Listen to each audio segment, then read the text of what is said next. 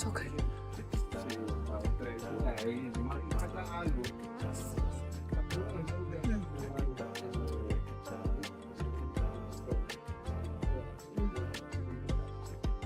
Here I'm crushing some clay that my friend Sandra gave to me, and we're making like a body mask, and I'm mixing it with all these different kinds of things. We're using a ceremonial stone that has been in his family for ages, and I'm just crushing up all these things. And he gave me this leaf. I forgot what the leaf was called, honestly, but so I'm just crushing up this leaf and I'm mixing it with the clay and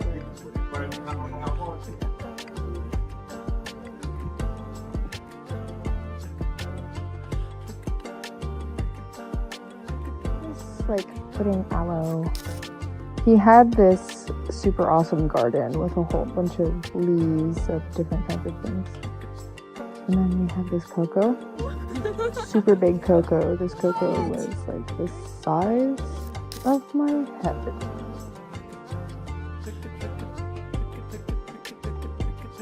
Rico.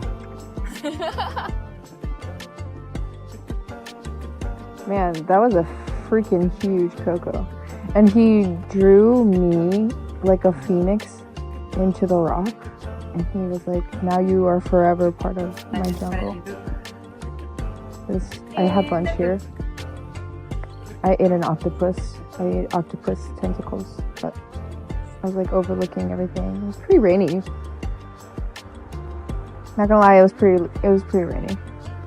Look at that, you could even see the rain. It's a bit like cloudy when I was there, at least. I was loving it, honestly. I was like doing a little rain dance. I was enjoying my life, actually. It was great.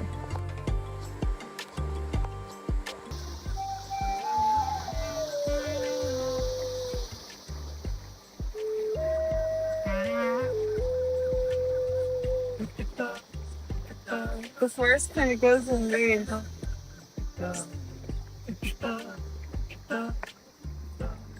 Then it'll sing to me, and then I'll sing back to you and quiet down. And then it'll rise again, and quiet down. And then from different colonies, we start playing different places in the trees. And sometimes we hear the bottom floor buzzing, and then we hear, like, I hear this canopy buzzing, some birds chirping.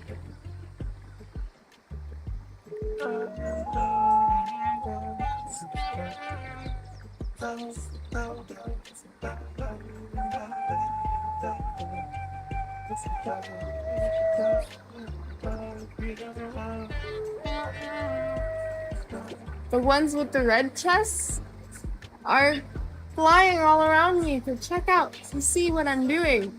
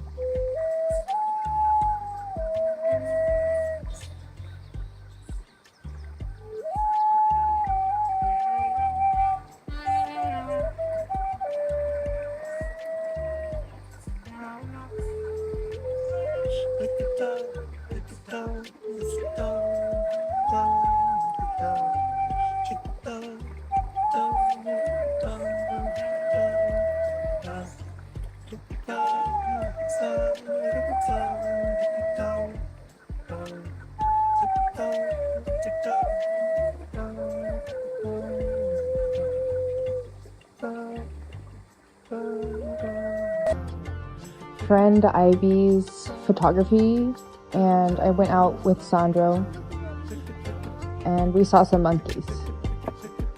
It's a spider monkey, I believe, actually.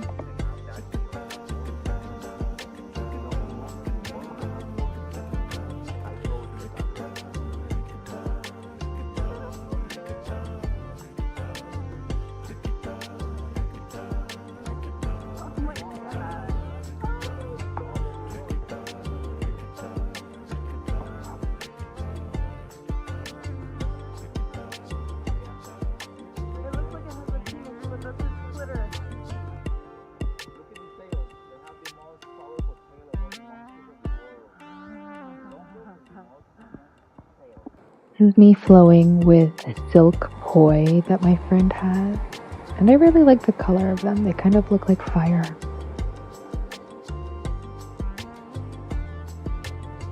There is a spiritual balance between fire and water, and because I'm using these poi, I'm also playing with the wind. So you can stand on the earth and use all the elements to enhance your life and explore the world and get to see all the things that you would have never seen if you didn't look for them. The necklace is garnet and mahogany.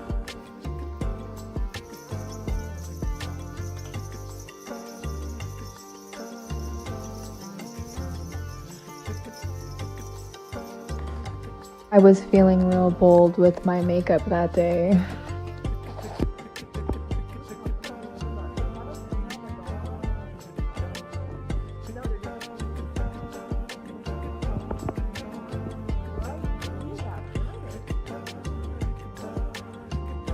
So that is the end of my video, and thank you for watching. I appreciate you for staying all the way through and enjoying this travel journey with me. Don't forget to contact me on WhatsApp to make money online. Hello everyone, my name is Phoenix, owner of Develop Divine Duality and Phoenix.worldwide on YouTube. My mission for this channel is to encourage shadow work and enlightenment through self-awareness and self-development. In this episode, I'm going to be talking about some pretty vulnerable experiences in my ayahuasca journey that I did about a year ago. And it was very transformational and helped me get through a lot of trauma and get through a very deeply painful toxic breakup and other deep-seated wounds that I was not willing to face alone. So to increase awareness and self-development, I'm sharing my story. And if you'd like to keep watching, I invite you to be vulnerable in the comments and share your story as well. This episode is going to be very vulnerable. I go through many emotions. I cry, I weep, I share empowerment, and if you're down for all that, then keep watching. Okay. Day 2 ayahuasca, day 13 in Brazil. I don't know if I'm going to share this. Okay, I'm going to skip some parts. It's a suspense. Okay. I feel grumpy and tired and annoyed at the beginning of the day. I knew I was going to start my period, and I thought it was going to start in 1 or 2 days. It started today painlessly. I chant to Kali as I start my ceremony to subliminal message to those around me to burn that does not serve us. I am meant to be naked in the jungle. It feels like an offering to the mosquitoes. Very uncomfortable. My womb swells. I will not hide who I am. I will bleed my truth. My crown chakra is opening. I am nature.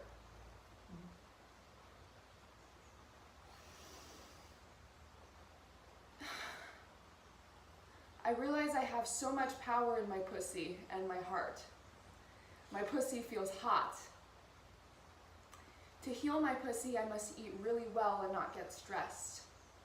My pussy holds so much passion and wisdom. It must not be shared unless I say so. I am so valuable completely. I'm so grateful for what I have. I'm so grateful to experience life with you in.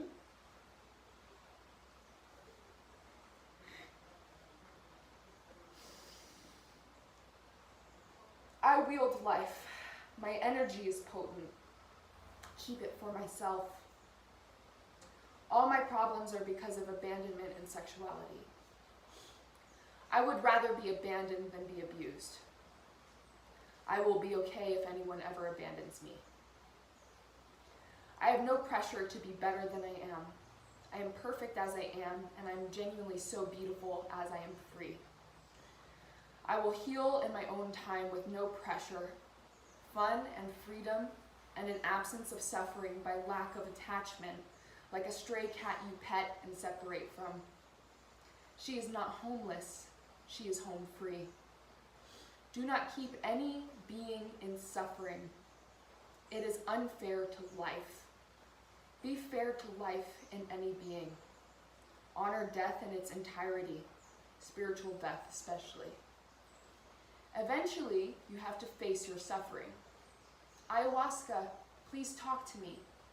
She replied, I am you. There is no external one, just us. Create your art fearlessly. Play flute, sing, dance, lay in the sun, and you will heal. I am on the right path. Animals are protectors. I love men in prayer. So that was what I wrote in my first shot. And then I started reflecting on my first ayahuasca experience and also what I came here for. And I rewrote all the things that I wanted to heal and all the things I wanted to grow. So I'm going to read the things I want to heal, and I'm going to read the things I want to grow. I will heal my throat, my crown, my sacral, my heart, my root chakra, my parent wounds, my ancestral trauma, my trust with men and women, my relationship wounds, my sexual trauma, my hips, my lungs, my inner child, tendency and violent thoughts, my suicidal thoughts, unhealthy habits, and my skin. I never have to stop growing. What I will grow: opportunities, art, dance, creativity, expression, my hair, wisdom, abundance, health, freedom, compassion, brands, business, intelligence, passion, athleticism, fame, spirituality, connection to magic, the elements, cultivation to divine feminine, perseverance, determination, balance, horse journey, aerial silk journey, beauty, stamina, endurance, my temple, meditation, gratitude, intuition, divination, worldly knowledge, polyglot, and my allure. And I realized that all of these things were the things I wanted to heal, and all of these things were the things I wanted to grow, and they were all in one page. Less than a full page. And by reading these and writing these down, I knew that they're done. It's done. There's no real work that I need to do left because I wrote them down. They're there and they exist. So that was what I started my first shot with. And then I was laying down. What I had wrote was after I had laid down and held my heart and put my hand on my yoni, and I felt my heart beating really strong, and my yoni started to emanate so much heat. I wanted to take my hand away, but I knew that it wasn't worth not experiencing that. So I kept my hand there, and I wasn't masturbating, I was just holding myself, and I felt the fire. It was so hot, but it wasn't burning me. And I realized that my heart is so strong and that I have a fire inside me, and my heart comes through my yoni, and that is why I bleed. And that I have the power to wield life, and how powerful that is, and how beautiful that is. And really seeing deep down how much power is in my two hands and in my body. And I wasn't feeling anything. I was just feeling the process of my body recreating itself through my blood. And how young I am, but how old my soul is. And there's more. So I took my second shot of ayahuasca, and I was just waiting patiently. I was in a meditative state to allow myself to just relax into letting it come to me. I wasn't asking any questions, and I wasn't expecting anything. And it came to the point where I felt like I needed to get up and go outside. I took off all my clothes and I ran into the forest. And I did it in a way where I didn't want anyone to see me, because I didn't want people to think that I was looking for attention. So the rain was heavy, and there was a moment where it stopped being so heavy, and I was hoping that it would get more heavy. And the moment that I hoped that it got more heavy, it did. And it rained on me, and then it stopped raining as heavy, and I just stood there waiting for more rain. And then I just started getting attacked by so many mosquitoes at the same time in one moment. So I was like, oh God, no! And I ran to the house, and I put my clothes on, and I knew that it was time for me to rest. So I laid down, and I expected myself to fall asleep, and then I started seeing through the veil of reality. And I was looking at the walls, and the walls were green with aura and moving, and they looked like Alex Grey art or some sort of DMT artist, and it was just floating. And I realized that the spiritual world is not the one that is thin. It is the illusion of reality that is thin, and you can access it at any time. It's just through your perception that you can see it, and it's an angle of perception. Because I was laying down on that couch, and I was like, is that everything is moving? There's energy. And then I tried to like shift a little bit, and I was like, wait, no. You're gonna make it go. And so if you blink or you move in a way, you lose the angle of light, like a prism of seeing through the veil of reality. And then it's just started coming, the downloads. And they weren't words, they were knowing of consciousness. And this is where it starts getting difficult to explain in English the beauty of the universal knowledge. But I will try. So it hit me that it's a path. It was a moment where it was like, it hit me. And you were here, and I said, Bruno, I reached it. And it's a path of self-development, and it's not one time or one day, it's a lifetime of self-development. And it's like knowledge of that, and it's so vast and beautiful. And I don't know how to put it into words, that it's just so vast and beautiful. And I cried.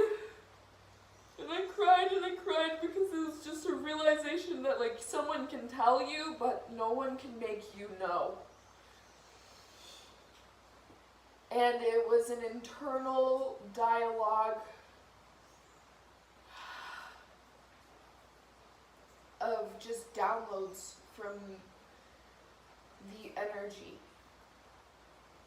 Not an energy, the energy. And it's non-physical. All of it is non-physical. And then I looked into the window, and it was dark already. And I began to dance and move my body the way I remember dancing for the fire and for myself and for God when I was freshly 18, free, take off my shirt, wild woman, but not in a sexual way, in my most embodied, free, loving self.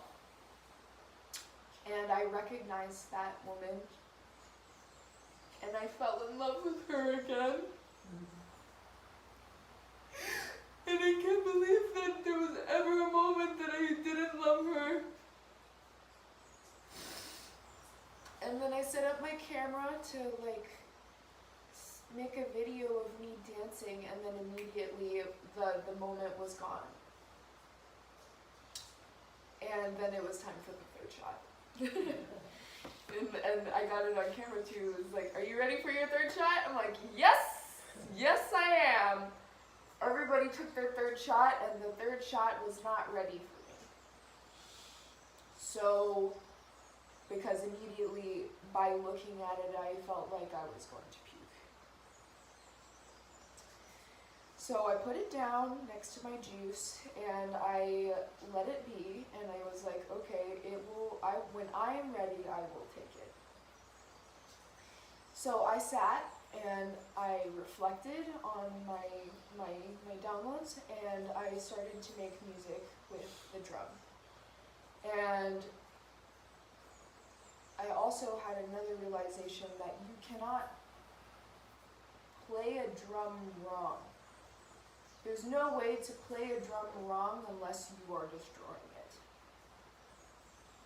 And it gave me memories of when I was finding myself in my tribe in Las Vegas at drum circles, and I would dance. I would have unlimited energy because I was 18. It was just exploding with dance and people drumming, and how when I first picked up a drum, I had no rhythm and I didn't know how to drum, and people would look at me and I would look around like, am I doing this right? But only when I started having confidence in the power of the way I hit my drum was when no one would stop me. And I started having visions of the future of if I ever go back to that tribe and the way I would hit that drum and how no one would stop me. Because now I play the drum with my heart and not my ego. And then while I was playing my drum, Ewan, I just see her in the forest, crawling out of the forest, and I'm like, was she always there? And then she's just like walking in, and she floats in, and she's dancing to my drum, and I'm like, wow, this is exactly what is why people make music. To see a beautiful muse float in on their music and dance with soul and be free, and then I felt my dancer self, the way people would look at me when they would play music for me.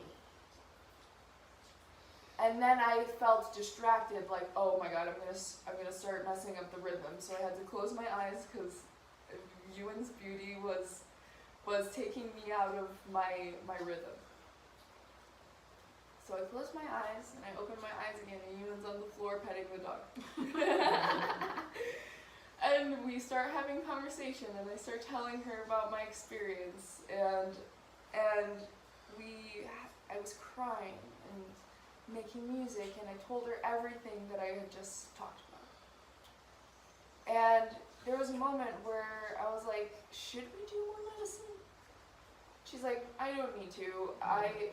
The last time I took the third shot, it did nothing for me. And I was like, yeah, I wonder. And I was thinking, like, is there really much else that ayahuasca could teach me? And I thought about it, and I was like, is there more? And I was like, there can't be more. Is there more? And I was like, yeah, if you do it, you'll see. There probably is more. And there's more for you only if you're ready. And I have to be ready. So, and then I started hearing the shot of ayahuasca call me. And I was ready. And I was like, I know it's gonna happen. I'm gonna puke. And I know it. But I didn't expect it. I was like, it's just gonna happen, I know. So I took it, and it's like drinking medicine. It reminds me of when I was a kid, and I would always get sick because my mom didn't breastfeed me, and I would have to drink medicine that I didn't want to drink, but it would make me better. So, and this third one was like overwhelming with what I had gone through in my this experience is just, I don't even know how any of this could have. It makes me speechless. It makes me lose words. And it makes me space out. I'm just gonna be honest. It makes me blank. It makes me not, like, I almost didn't want to come down today at all and talk. Because I felt like there's no point in sharing something so beautiful when you can't even describe it in words. But, so I took the third one, and I was waiting patiently, and Ewan started eating, and she's like, let me know how it goes. And I was like, okay. So I came in here, sat on the couch, and just patiently waited. And violent feeling of fucking just sick. Picked up the bucket, I was like, this is what it's here for. And I just did not want to come out. And I had to say, please come out, please. And it just did not want to come out. The medicine wanted to stay in, but there was something else that needed to come out. The medicine wanted to stay in. The medicine wanted to stay. Everything else wanted to leave. So what I was puking was, like, while I was puking, I could feel it in the bucket. I was like, ugh, it's just fucking radiating with hatred and disgust and suffering and yuck, just fucking yuck. And I could feel it like fumes on my face when I'm coming out, and I'm just, and then I only like purged like 3 good ones, and then I was like, okay, get this fuck out of my face. I don't need this in my body. And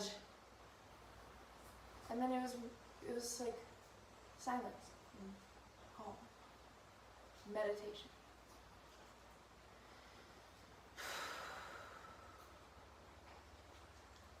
And then there was a moment where I was like, wow, I really wish I could bring the people with me. I really wish the people that I miss the people.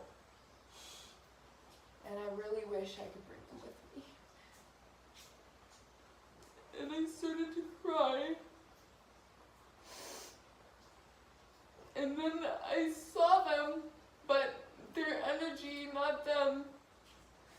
And I didn't want them to leave, and I didn't want to leave.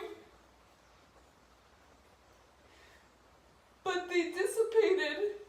They just disappeared. And it was calling, it was, no, no, please. Please, no.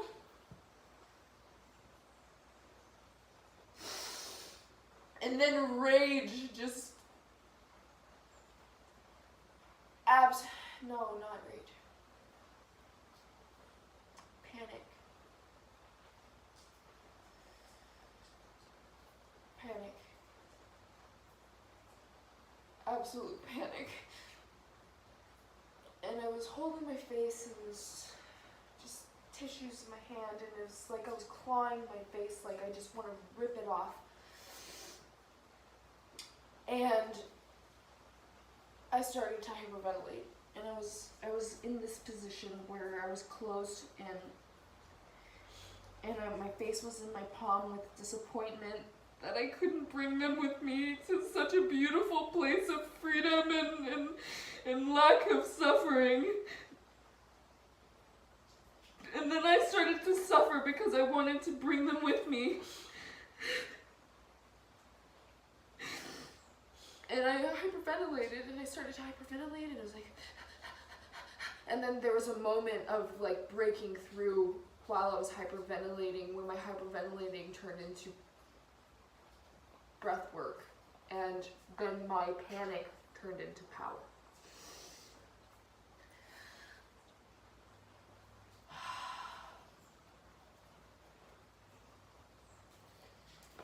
And then I started breathing really fast, and I started feeling like I was transforming. It was so strange, these feelings, and then there was a moment where I felt myself like I was clawing my face, and then it just like released, and then like my spine stopped curling, and then I was suddenly erect, and I was breathing really fast with power and strength and purpose and intention and release. And my energy it released everything. I couldn't even hold on to them. And I couldn't breathe fast enough. There was a moment where I was trying to breathe really fast as the speed of light, but I couldn't breathe fast enough. And I was reaching godhood through that. And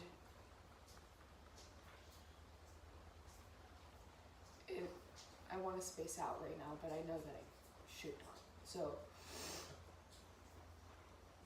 I started reaching God.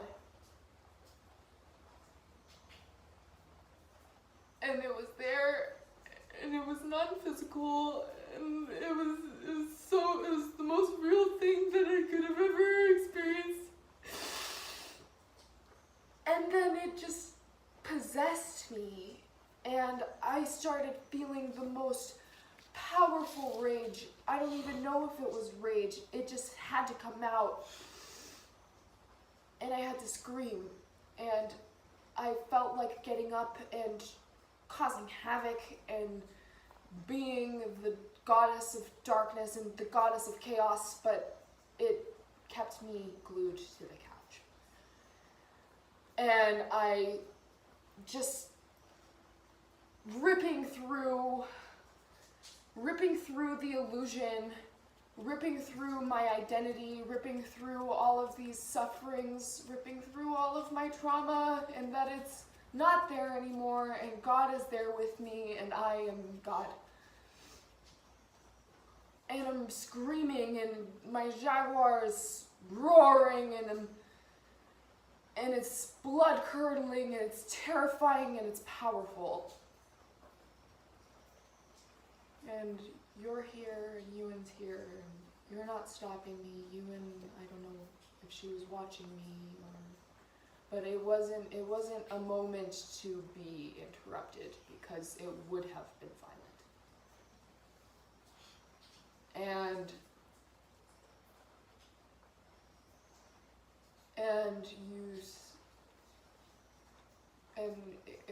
then when it was over, you told me remember to breathe. And I'm like hunched over like this, like absolute energy, like a channel. It just zapped me like lightning, where it just bursted through my body and I couldn't keep it in, so it came out through voice. And yeah, wow, and there's more. And I breathed, and it was so calm. It was so calm. It was like a hurricane in one moment of absolute chaos and shaking my ground, an earthquake, screaming, blood-curdling possession. And then it was calm, and everything was quiet, and it was meditative. And I broke my nail, and then I asked you to get, and it was like so funny. I'm like, wow, I literally was just sitting in one spot. How do you break a nail when you are being possessed by the Spirit of God? And I looked at my hand and I was like, huh, I didn't need you anyway. So I asked you for scissors or nail clippers, and you went, you got, and I sat and I felt regal in my moment of bliss, of patiently sitting still, because I rarely sit still, and rarely do I ever hear silence in my head.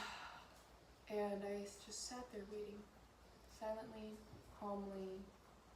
My hair was down, and I felt God.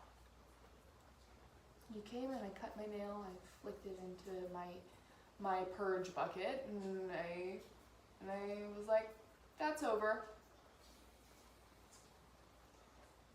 And then I started channeling again, where like I used to have this symptom when I had anxiety, where I would rock back and forth, and I didn't know why it was like that, and it made me really uncomfortable because I didn't have control over it. But then it started happening again, but it was not anxiety, it was just channeling. It was coming, and I started rocking back and forth, and then I started swaying. It was like a pendulum swinging in my body. And then it was like I was astral traveling, but I was still here. My body was here, but I was not here. And then like an alien. This sounds so unreal, because I even thought it was unreal. And an alien just came to me and was just playing with me. And like started moving my body around, and I was like swaying and swinging and flopping and just absolute, like, in my flow. Because I was in my flow, it came and was like, and it was just poking me and making me move, and I just uncontrollable laughter, laughing, and I was laughing for a good, I don't know how long, and I started having a conversation like, what are you? And it telepathically communicated to me, I am a shapeshifter. And I'm like, wow, is there only one of you? And it didn't answer that. And I was wondering, like, do I talk to you? How do I need to speak English? And it stopped speaking English to me, and it just started telepathically, like, and we just kept going back and forth with downloads, and I was curious. I was like, what do you look like? And it showed me a face, where it's like, face was like a triangle, but it was like a 4D triangle, and it didn't have eyes, and it didn't have a body, and it didn't have a height, it didn't have gender, it didn't have a name, and its gender was a color. It was all of the colors, but it wasn't a rainbow because rainbow is a label. So it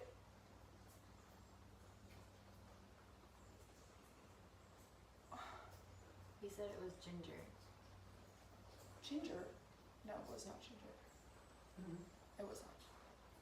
But it genderless. And the color, all the colors, and it was like a prism almost. And then it stopped showing me its face. It just showed me a face to give me a face. And it made me laugh. I was like, you're fucking weird. You're weird. You're really weird. Like, and it communicated like it only goes away if you stop interacting with it. So I was like, okay, well, you can come with me, and then you told me, like, let me help you go to another room, and I didn't want to carry anything, so I didn't. And I went to the room and I started to process. I continued my process, and it was just communicating to me through feeling and thought.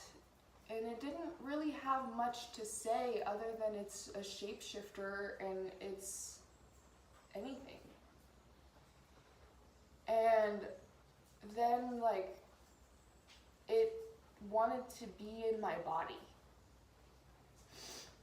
So, like, I felt it go in through my throat and go into my stomach, and then, like, find its way into my womb.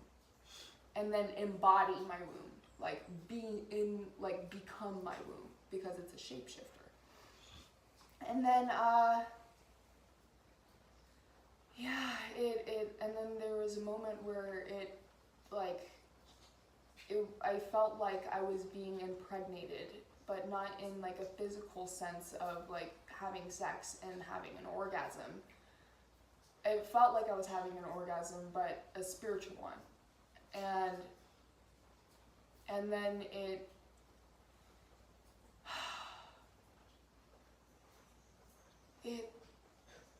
was so weird. I don't even know how to describe it. And it like was my lover and my child at the same time.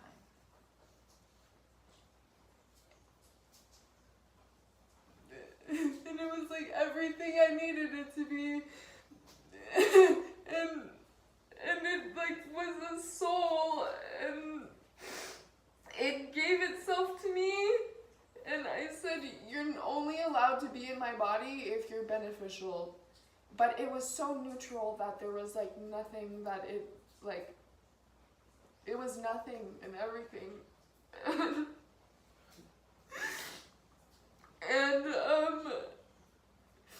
And then like it showed me where it was from, and suddenly I was not in my body and I was just breathing like, and I was in the middle of space with nothing around. It was just space and stars and just the universe. It was the universe. And like it showed me where souls come from by showing me just where the universe, just like it has no beginning or end, and there's no boundaries. It's just open space.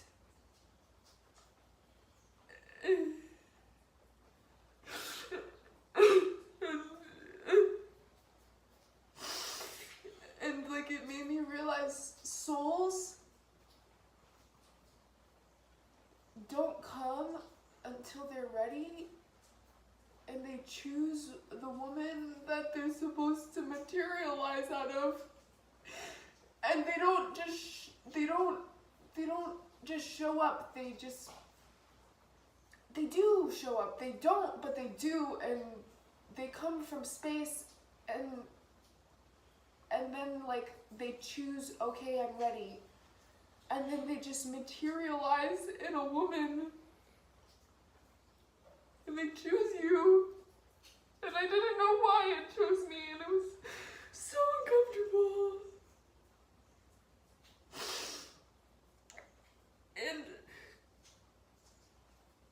And I felt so uncomfortable. And I was like, what am I gonna do with the second soul? What if I don't want to give it a body? What if I just don't want to give it a body? What if I don't want to get pregnant? What if I don't want that right now? And it started noticing like my dis-ease with its presence. And it was like two cells but souls, and then the decision came to like, okay, what if I share my body? And it was so uncomfortable, not physically but spiritually. And it like was just like a fucking another soul. And I didn't know what to do with it. And it was like, I can feel that you're uncomfortable with me, so I'll just become you.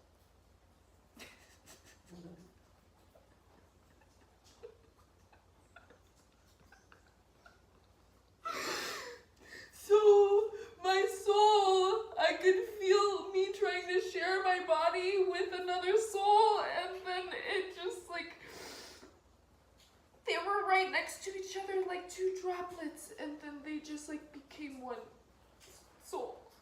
And it like was like a internal download of a terabyte of storage for more data.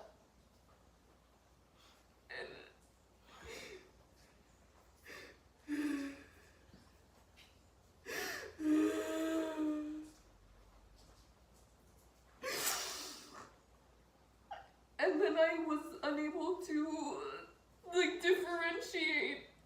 There was no line between me and this new soul.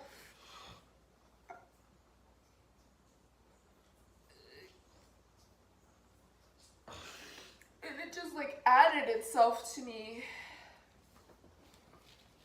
And like that was it. And then it was silence again. And it was meditative. And it felt like an energy, like a huge energy was on my back, but not holding me down. It was like pulling, like a just an addition to what I already am. And then giving me more space to be more of what I already am. And it was like liberation and also a responsibility for my own soul, because my soul is my lover and my child.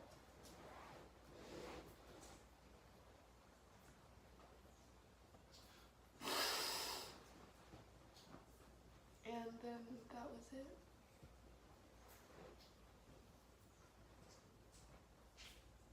Beautiful story. Thanks, guys. I know that was really long. Very beautiful. Thanks for sharing. Yeah, that happens. It already happened to me also, and I heard some stories about that. I don't know if I can enter in this theme, because it's very personal, very intimate for each one. Yeah, you will feel how you are dealing with this new energy. But what I can say is that the planet is going through a shift, is going through a transformation, a transition. And there are a lot of energies and consciousness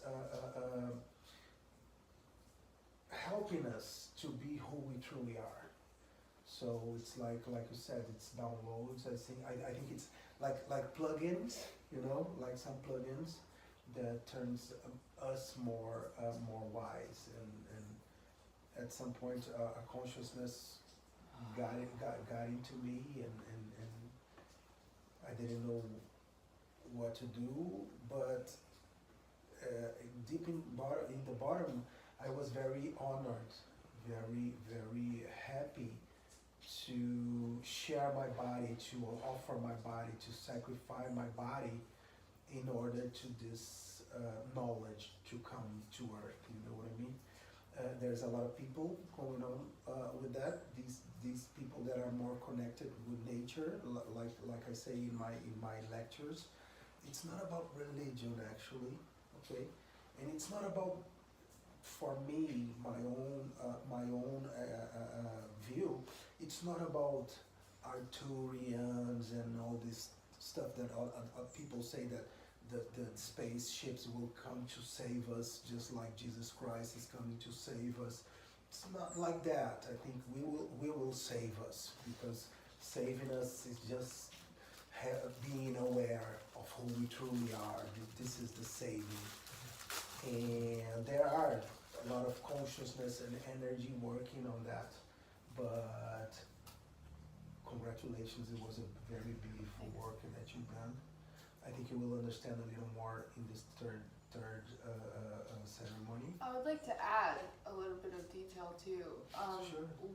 I was like, why does it feel like I'm being impregnated right now? And it identified itself as like, I'm impregnating you with concept. And Yeah. I had no idea what the fuck that meant. What I can say to you is wait and see, because it could be like, let me tell you a story. There was a moment in my journey with ayahuasca that ayahuasca told me, Bruno, your mom is going to die. And I was like, oh my God, my mom is going to die, my mom is going to die. And I was worried. But after some ceremonies, in another ceremony, ayahuasca told me, Bruno, it's not actually your mom that is going to die. What is going to die is the image that you fabricated about that you think is your mom in your head. And you relate to this image. You don't relate actually with your mom. This is what is going to die. What did I understand with this story? That ayahuasca works like a dream. It works with symbolism. It works with representations. So the death, when you see death, I always say that to people that there are some people that see someone close dying. This is not that this person is going to die. It could be that the old person is going to die to give birth to another person, like a shamanic death and all this stuff, where a part of us dies. There are people that see themselves dying. But I started to understand that as ayahuasca works like dreams, it's much more like a part of me is dying to the new me is born. So don't take it too literal because of that. See what happens. Because could be that you are giving birth to a light, to a knowledge, to yourself in a different way. I don't know. I'm like I said, I am just speculating, because just you with yourself is going to know better about that. But what I can say is that it's nice for us when we understand that ayahuasca works with symbols, so we don't get too worried about the actual thing. Don't be too literal. You see, you understand? But there's no question about you have a new energy in your system. It's very fresh for you. I think you will deal in much better ways with your traumas and all this stuff, because you rebooted your system, I think. But you will know. This is for everyone. Watch yourselves during the next week, okay? Because like we were talking, ayahuasca keeps working on us in the next week, okay? So we will be with our consciousness opened So could be that you are taking a bath and oh my God, an insight comes and we understand things from the ceremony. Try not to block that. Keep yourself open. Try not to go into, I don't know, news and politics and all this stuff that television. Try to get out of these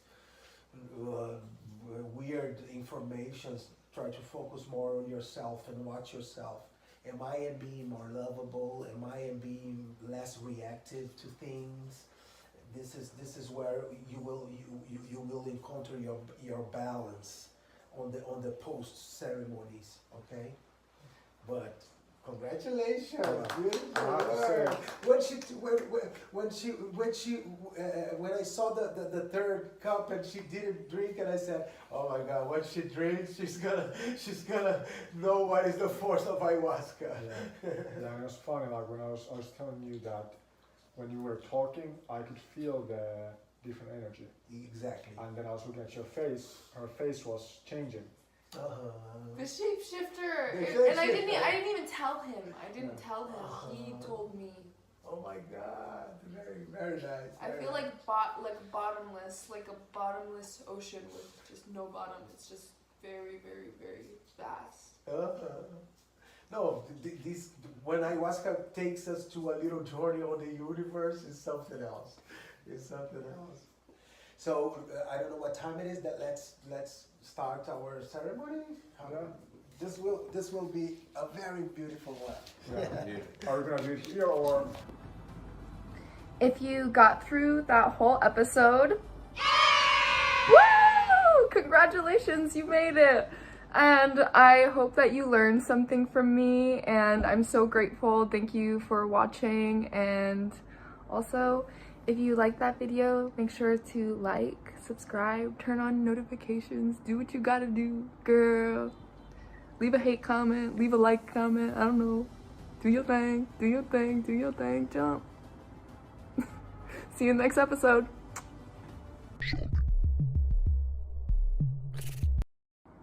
The next episode is going to be about my third experience with ayahuasca and going through a chaotic fit of rage before I meet God and my own internal peace. Cool. So when I started my first shot of my third ayahuasca ceremony, I was again writing in my journal, and I kind of just relaxed and let it come to me, and I sat there in meditation, and then I started seeing all these geometric patterns move across my mind's eye, and they were all just moving and swirling like puzzle pieces of the astral realm. And I just sat and I watched, and I was like, wow, this is the most elaborate art. This is so elaborate. And it felt like God consciousness creating art for my eye to see. And it made me want to make art, but I felt like if I go grab my things, I'm not going to be able to see these things anymore. So I need to just sit and witness these colors, and they're colors beyond the physical color spectrum. It was just beyond any kind of art or colors that I've ever seen, and just the more I looked at it, the more elaborate it would get, and it would expand. Like at first it would start as shapes, and then they would become more dimensions to the shapes, and more movement and changing, and the more I looked at it, the more it was very detailed and just elaborate. That's the best word that I could really describe for it. And So I just kept watching them move, and there was some visions of Egyptian symbolism and like just ancient technology and light language that wasn't trying to tell me anything specific. It was just showing itself, and it's just open to interpretation on my part what I take from that. And there was visions of like this regal horse with like Arabic adornments on it, and it's just in its own, but it was like a painting almost, where there was no one riding it either. It was just this adorned horse, and it was just shifting through different visions. And then it got to this point where I was in a place of peace, like very peaceful place of just closing in on me, surrounding me everywhere, where there was like this altar with an orb on my left side, and I thought to myself, like, why don't you come to my center so I can actually see you better? Because I wasn't going to move my head or move my eye to look at it. I wanted it to come to me. So it was like this crystal altar, maybe made of obsidian or something, that and it had like two pillar almost, but they were like sharp, and it was an orb that was breathing with me, but it had its own breath and I was breathing with it. We were both breathing, and it would expand and contract and expand and contract, and it didn't really have a color, but if it had a color, I would say like maybe like a bright violet, blue, white. It was like a mix between all of those, and I don't know that color. It just would expand and contract and expand and contract. And then I started seeing like almost like a zipper where it would, but it wasn't, I don't know how else to describe it. It was like Aztec shapes where they would almost like gears opening and then unfolding and moving, like a gate was opening through that orb while I was breathing with it. And it was like, it was a shape of like, I don't know how to describe it, but it would, all these Aztec type shapes were shifting and opening, and then it just, everything opened, and it was, I was with God, and God was the place. It was a non-physical place, but it was a place of peace, and it looked like holes, but they were eyes, and there was just eyes everywhere, and I wasn't afraid. It was just peace of silence and connected silence. And it was just, they were everywhere. It wasn't like an enclosed space. It was like an infinite space of peace with eyes on the walls, but there were no walls. It was a presence. And I just felt so much peace, and God with me, and me with God, and I just sat there in silence with these eyes, and it was just a relationship with God. And I had cried a little bit, wishing that everyone had a relationship with God, and it wasn't something that I was necessarily looking for, but it was there, and it was just a sense of peace and silence, And then I opened my eyes and I felt like I had aged timelessly, though I am as young as I will ever be. And there's nothing to really carry, that I shouldn't have belongings, and my body should just be my body, and I don't need to carry anything, and the revelation of that I should wear white silk, and that's all I should wear, and just a cloth of white silk, and that's what I should live in, and I should go around the world and not seek to teach people, but let people come to me and ask me about my story for them to learn. And it was a moment of knowing that I don't need to have any physical belongings, and I don't need to carry anything. All I need to do is bring myself around the world, and people will come to me, the right ones.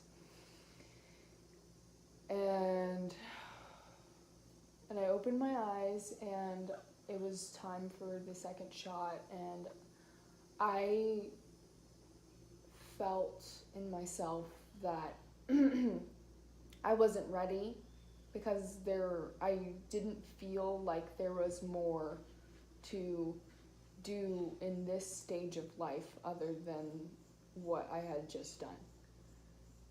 And I felt like praying, but there was nothing to pray for, because I have everything that I need, and I have everything that I want. And if I ever want anything, I could just write it down on a paper, and I know it will come.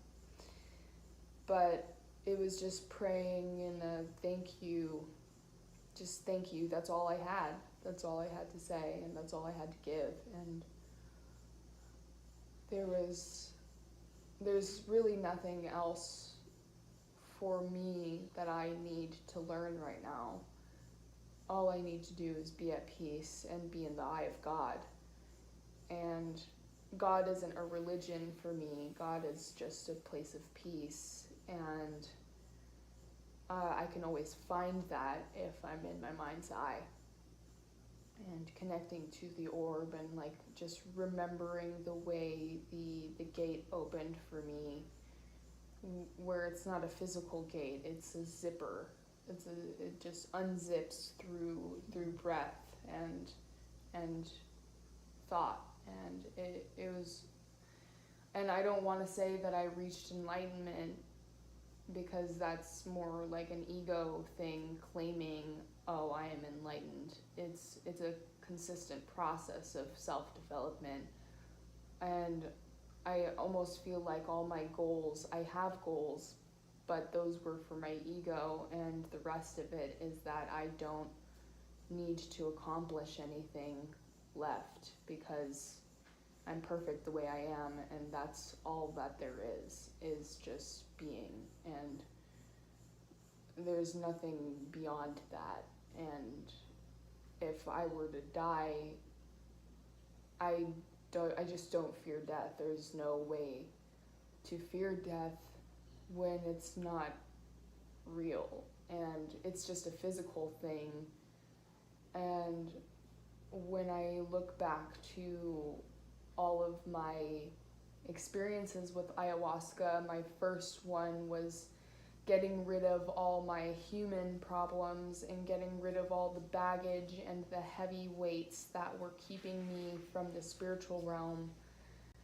And then my second one was recognizing my power and seeing how powerful my body is as a woman, and how souls materialize into a woman's body when they're ready, and they choose you, not because you ask for it, but because they're ready. And where souls come from, and the universal knowledge of just everything coming from nothing, and nothing being everything at the same time. And how vast and overwhelming that is for a human, but I feel like the consciousness and the soul that came to me and chose me added itself to my soul, and almost gave me more of my psychic knowledge, and like I can just I have no care. There's no care there to really involve myself with the problems of human life. And and then my third one was just like being with God and being at peace, and there's really nothing else left. And that was it. Thank you. Oh my God, very beautiful. Yeah, it was mind-blowing, and it felt like my soul was being ripped in half at the same time that it was being fused together with a new soul. And it was like two droplets that had touched each other and just became one big droplet. Very beautiful. And you just took one yesterday, right? Yeah, I wanted to take a second one, and then my body and God and You were my already consciousness connected, was yeah. like, there's no reason to take a second one. Otherwise, you're just taking this medicine the way you would a drug, and don't you dare use me like that. Perfect. Perfect. You were already connected, so it was just what you needed for closing the session. Very beautiful. Very beautiful. And then I was able to actually connect with Klaus while Klaus was going through his thing, and I went upstairs and I laid down on the balcony, and I wanted to connect to the people or the person that I missed the most. And then when I messaged them, I closed my eyes and I could feel the energy through the phone that they were terrified of me. And I sent them love, and then I retracted, and then I looked up, and there was a star directly above me that I didn't try to align myself with. It aligned with me, or I just laid down and it was just aligned somehow. And I realized that, like, even if you're not with people, stars, you don't look at two stars in the sky and they don't miss each other. They're just in the same galaxy, and they don't have to touch in order for them to both be amazing and shine. And then he was pacing around the house, and I invited him to join me, and he said, I don't know if I can. My energy is very bad. And I said, I'm not afraid of you. Just lay down. Lay with me. And he did. And then he got up and he floated away, and I looked back up at the sky, and now the sky is covered in clouds, and I was like, okay, well, the star is still there. And then I went in, actually I laid there, and I just was with love. I was full of love. And I Enjoy saw her. life.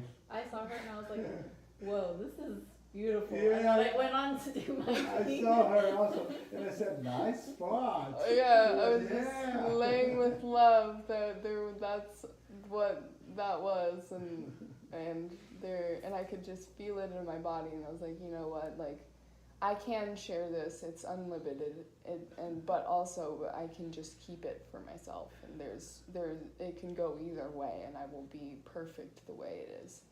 And then I finally got up, and then I went into the room. I was like, why you're just laying in the dark? Are you just laying in the dark with love? And she's like, yeah. And then we just start chatting. I'm like, let's go outside. The fire is still firing. And she's like, yeah, I feel like I'm supposed to sleep, but I'm supposed to sleep in the dirt. I'm like a worm? Like a worm, you're supposed to be on the dirt like a worm. And she's like, don't tell me I'm a worm. I'm like, don't look at it like I'm telling you, you look like a worm. Just don't think about what they look like, think about what they're doing. And then we went on a whole spiel on if worms have sex, and if worms even have babies, and like how do worms live their lives. And if worms have anxiety. Yeah, do worms have They anxiety? actually don't feel any pain. Yeah, they don't feel pain. I actually went on a whole thing where I was learning about worms, and they're actually, all worms are hermaphrodites, and when they have sex, they inseminate each other.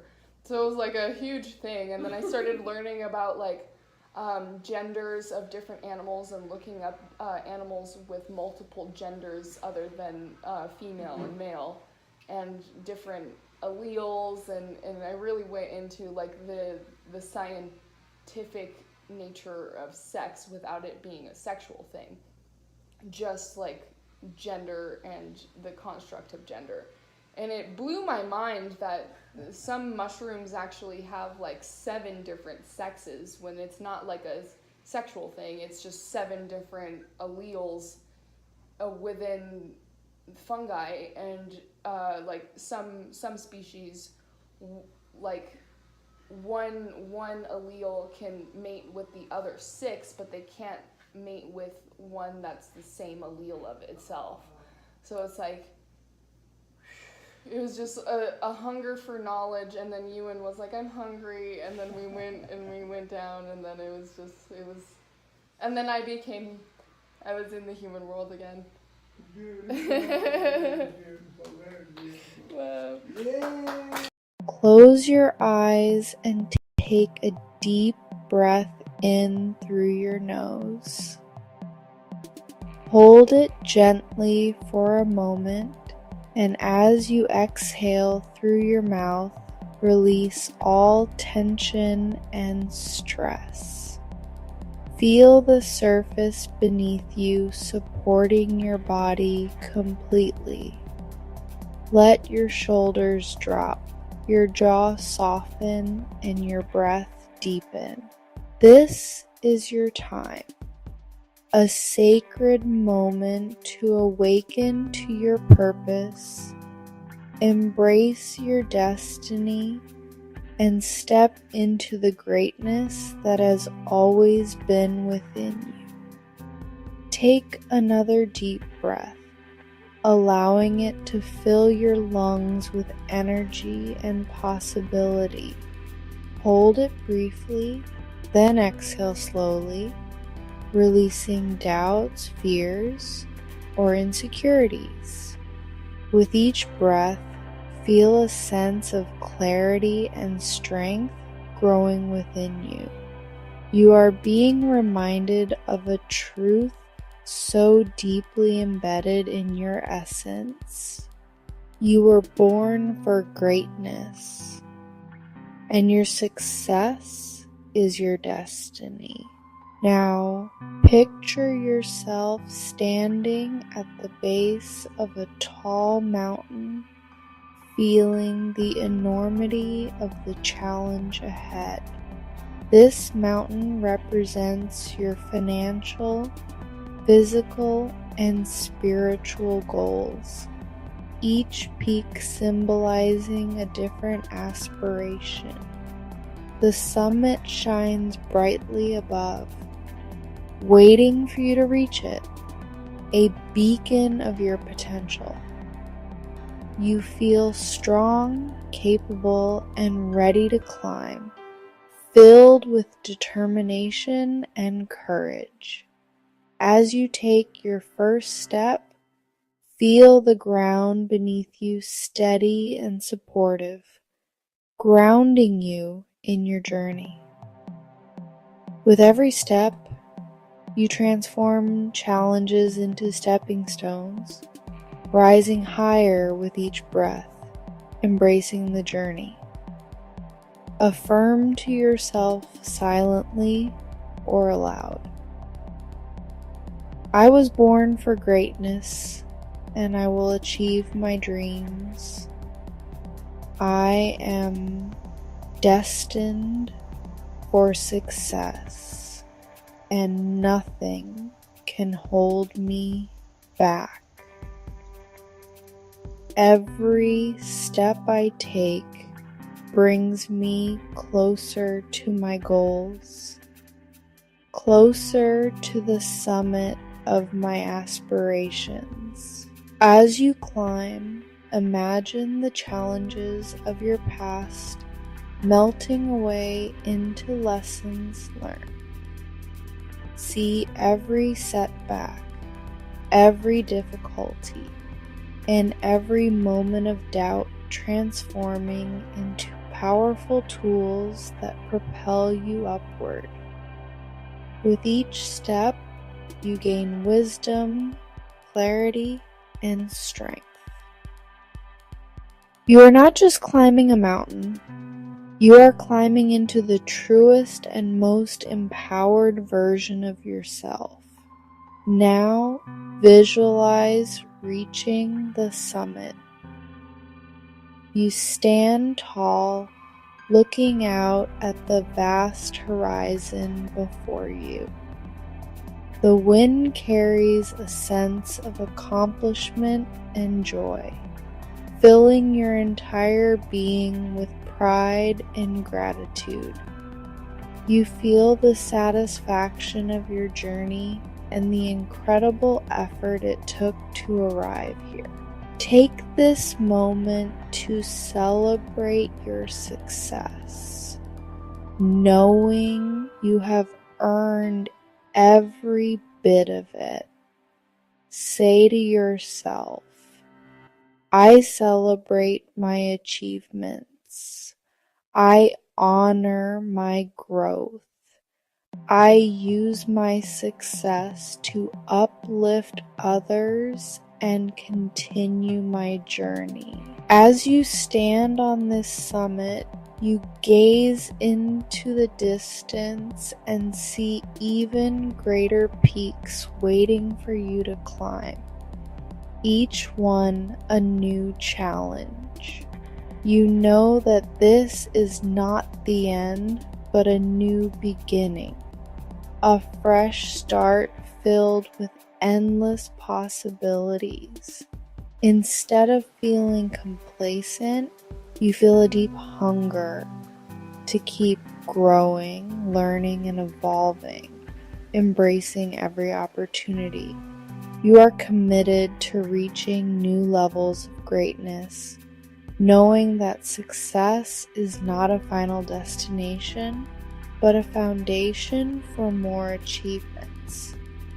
Affirm, I remain humble and hungry. I am always growing, always striving for better. My success inspires me to reach even higher, to set new goals and conquer them. Turn your awareness to the path behind you. Imagine others climbing the mountain you have just ascended. They look to you for guidance, for inspiration, and for the wisdom you've gained along your journey. You realize your role is not to master them, but to empower them to become masters of their own lives. True leadership is not about creating followers, it's about creating leaders. Repeat, I am a leader who creates leaders. I teach others to become their own masters. Now, visualize using your success to liberate and uplift those who need it most. Imagine the impact you can have on the lives of others. Picture yourself sharing your wisdom, offering your support, and opening doors for others to step into their own greatness. Envision the ripple effect of your guidance. You are no longer climbing alone. You are building a legacy that empowers others to rise alongside you. Together, you achieve more than you ever could alone. You know that your achievements are not just for you. They are a gift to your family, your community, and the world. Your success becomes a beacon of hope. Say to yourself, my success liberates others. My journey is a source of inspiration. My growth inspires transformation in those around me. My progress fuels collective advancement. Feel the energy of your purpose anchoring deeply within you. Let it ground you and guide your actions. You are here not just to achieve greatness, but to spark it in others. Your influence ignites potential. With every accomplishment, you celebrate, grow, and uplift those around you. Your victories are shared. You remain humble, knowing that your journey is about service as much as it is about success. Your humility is your strength. Your leadership, humility, and commitment create a ripple effect that changes lives. Your actions inspire others to lead. Affirm, I rise so others may rise with me. Together we ascend. My purpose is greater than myself. It is a mission that transcends personal gain. My legacy is one of empowerment and transformation. I leave behind a path for others to follow. Bring your attention now to the connection between your heart and the universe. Feel the infinite energy that surrounds and flows through you. You are part of something vast and extraordinary. And yet within you lies the power to shape your experience. This is your free will, your ability to think, choose, act, and grow. You are limitless, and your life is yours to create. Say to yourself, I am connected to the infinite. I am powerful. I am free to create the life I desire. As you begin to return to the present moment, carry this awareness with you. Feel the harmony of your mind and body, the strength of your spirit, and the light of your purpose. Know that every action you take is a step closer to fulfilling your destiny. Every success you achieve is an opportunity to celebrate, grow, and inspire others. Take a deep breath in, letting it fill your entire being with confidence, humility, and purpose. Exhale slowly, grounding yourself in the truth of your greatness. When you are ready, bring your awareness back to your physical body. Wiggle your fingers and toes. Feel the surface beneath you. Take one final deep breath, and as you exhale, open your eyes, ready to step into the greatness that has always been within you. You are a leader, a liberator, and a creator of new possibilities. You are here to achieve your own success and to inspire others to do the same. Your journey is just beginning, and your impact will transform the world.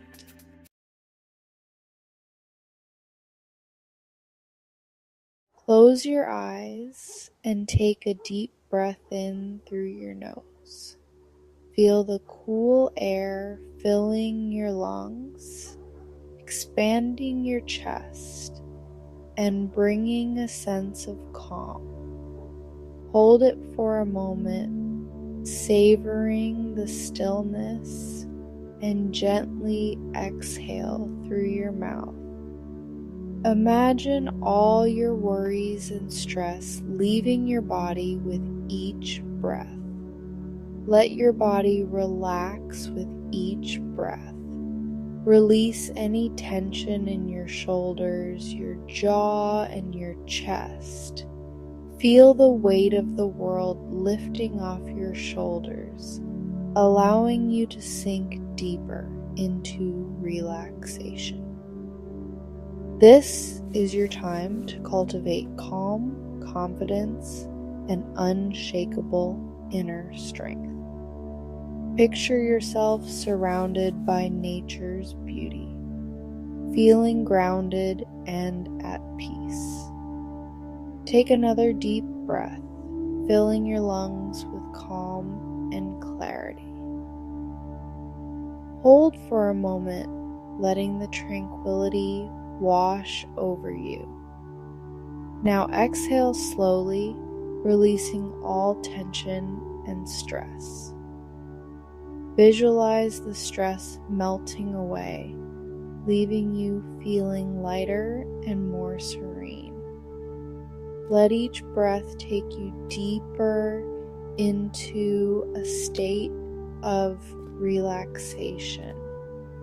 With every inhale, draw in peace and serenity. With every exhale, let go of any lingering tension. Embrace this moment of calm, knowing that you can return to this state of tranquility whenever you need it.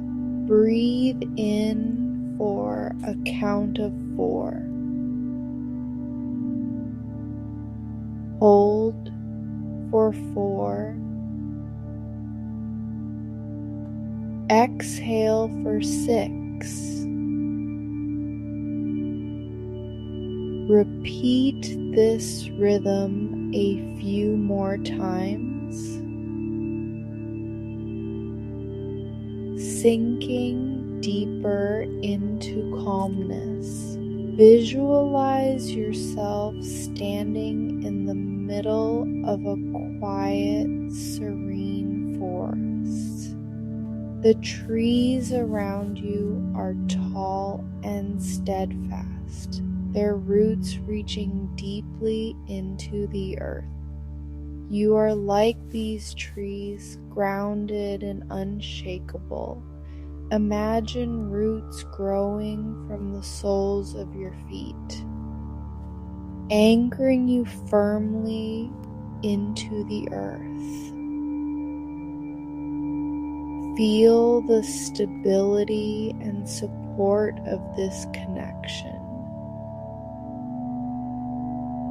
No matter what storms may come, you remain calm, balanced, and steady. Say to yourself, I am rooted in calm. I am the master of my emotions. Nothing outside of me can move me. Picture a tranquil lake in front of you. Its surface is smooth and still, reflecting the sky like a perfect mirror. This lake represents your inner self, clear, calm, and untouchable by outside forces. Even when pebbles are thrown into the water, the ripples fade, and the surface returns to stillness. Like this lake, your inner peace is always within reach, no matter what happens around you.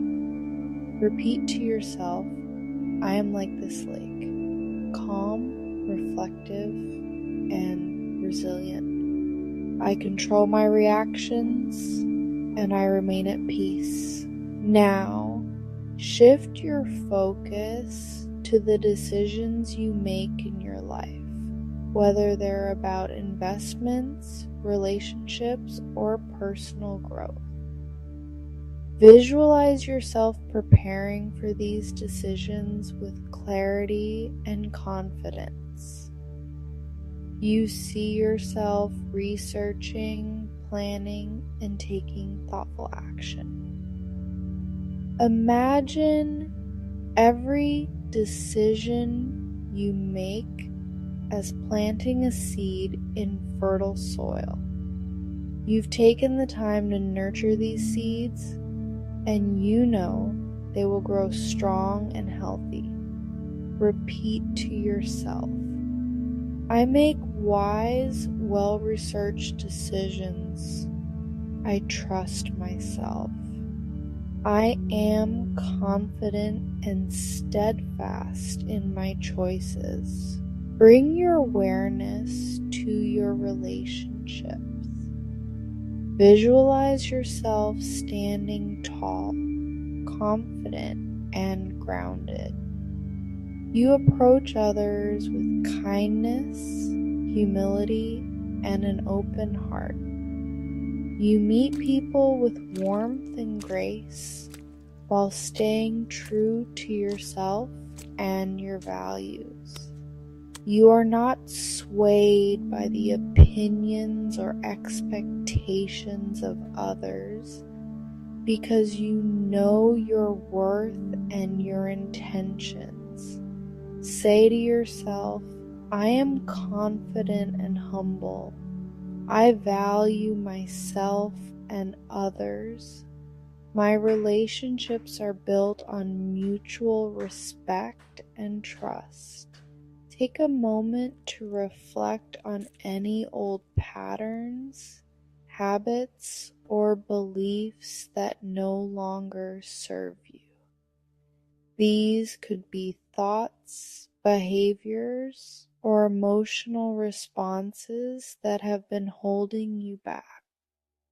Perhaps they were once useful, but now they feel like a burden, preventing you from moving forward.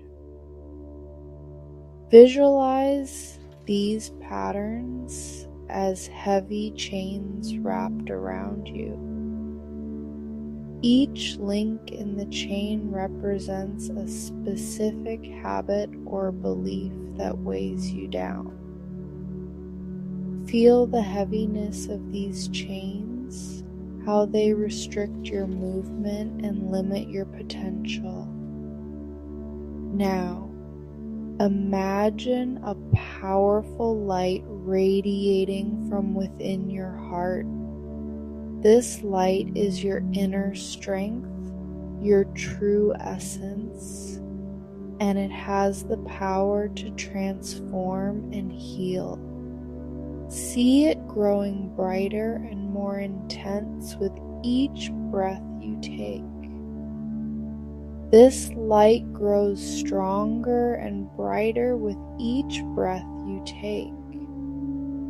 Feel its warmth and energy spreading throughout your body, filling you with a sense of peace and empowerment. With every inhale, the light expands, and with every exhale, it pushes away the darkness. As the light expands, it breaks through the chains, causing them to fall away. Hear the sound of the chains shattering. Feel the weight lifting off your shoulders. You are no longer bound by these old patterns. They dissolve into nothingness. Feel yourself becoming free, lighter, and more at ease. Notice the newfound sense of freedom and joy that fills your being. You are now open to new possibilities and opportunities that align with your true self. Repeat, I release all old patterns that no longer serve me.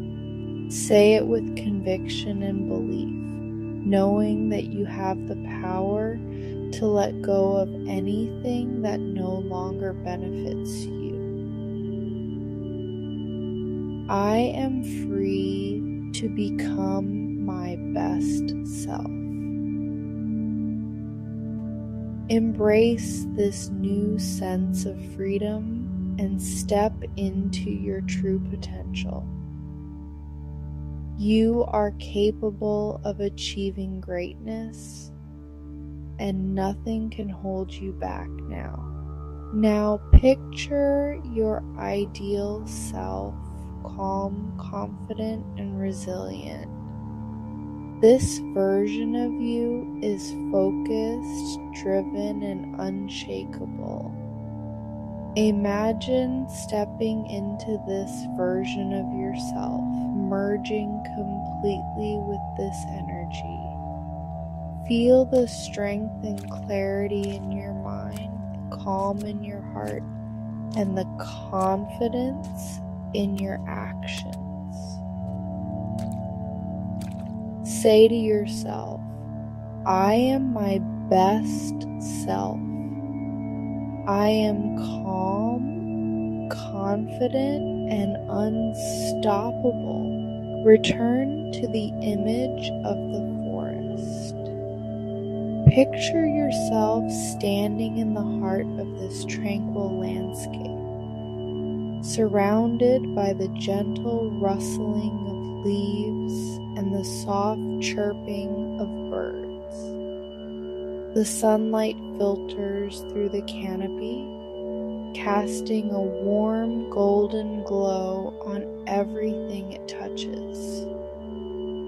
Feel the strength of the earth beneath your feet and the support of the trees around you. Imagine the roots of the trees intertwining with your own, grounding you firmly to the earth. The solid ground beneath you is a reminder of the stability and support that nature provides. Breathe deeply, feeling grounded, calm, and ready for anything. With each inhale, draw in the fresh, invigorating air of the forest, filling your lungs with its purity. As you exhale, release any tension or stress, letting it dissipate into the atmosphere. With each breath, imagine bringing this calm confidence into your daily life. Visualize yourself carrying this serene energy with you, no matter where you go or what challenges you face. This sense of peace and confidence is always within you, ready to be accessed whenever you need it. When you are ready, slowly bring your awareness back to your physical body. Notice the sensations in your body. The feeling of your clothes against your skin, the gentle rise and fall of your chest as you breathe. Wiggle your fingers and toes. Feel the life and energy flowing through them, reconnecting you to the present moment. Each small movement is a reminder of your connection to your physical self and the world around you. Feel the surface beneath you supporting your body. Whether it's the soft forest floor, a sturdy rock, or a comfortable log, this surface is a symbol of the support you have in your life. It holds you up just as the people and things you rely on do. Take one final deep breath in, and as you exhale, open your eyes. Let the clarity of the forest fill your vision, bringing with it a renewed sense of purpose and direction. Carry this sense of calm and confidence with you into your day. Let it guide your actions and decisions, providing a steady foundation for whatever comes your way. This inner peace is your anchor, keeping you balanced and centered. You are ready to move forward with clarity, resilience, and strength. Embrace the challenges and opportunities ahead. Venture forth, young grasshopper, brought to you by Develop Divine Duality. Look at this dance I built with the men behind me. They don't even speak English. I love it. They're all my boyfriends now. Muchas gracias, mi amigos.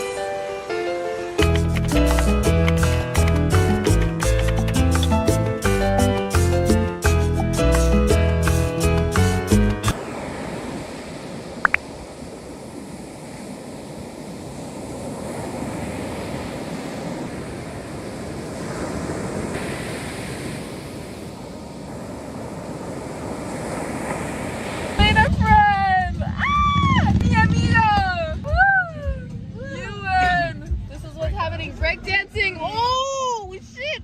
Oh shit! Para que ellas se sacan, digamos, detrás de ellas, pero hay una parte donde vamos.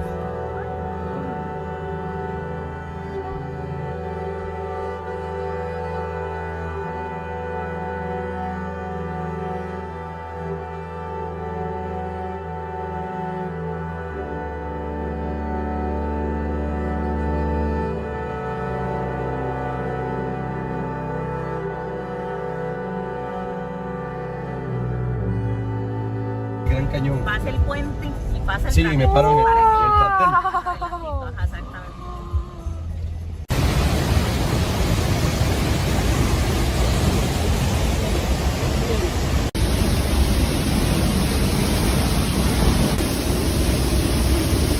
Wow!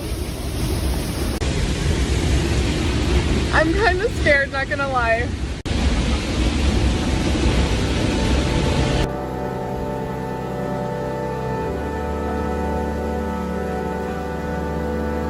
Look at how blue this water is.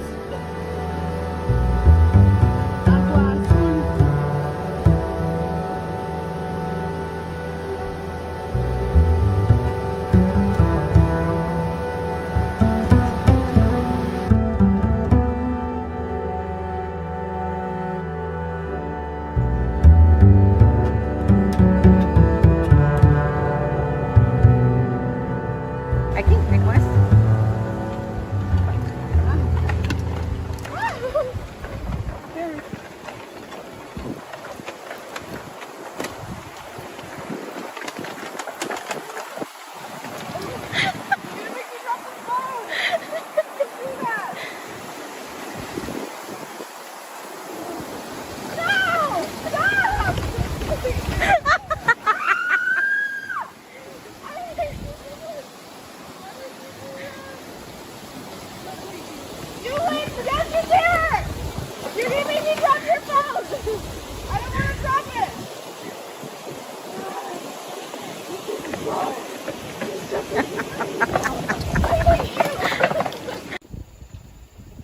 Suave aquí.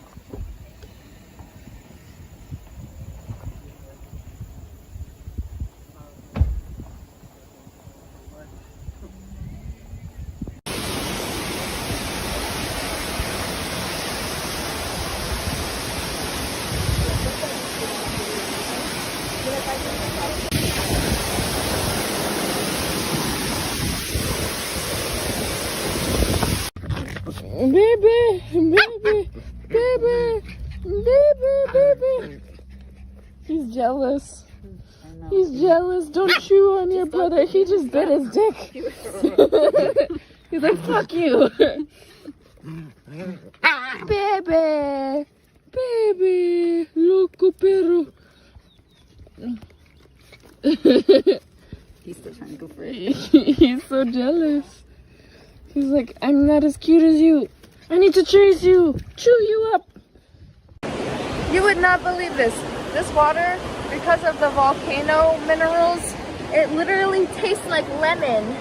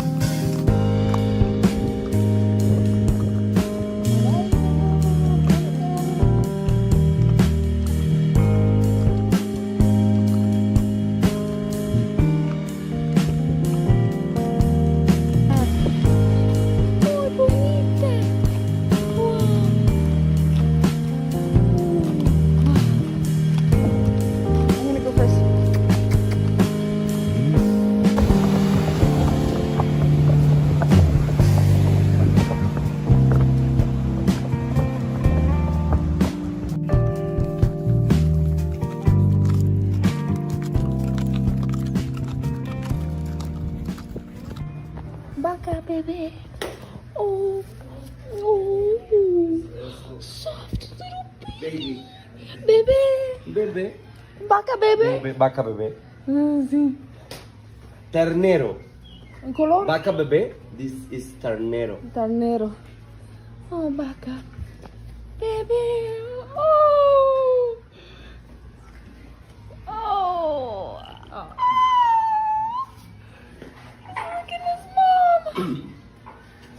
Oh, it's a boy, definitely. Hola, Baka. Hola. Señor. What a cute boy. Oh, good boy. Oh, good boy. Oh, my goodness. Oh, yeah. Oh, look at me. Oh, don't eat Baka. Baka.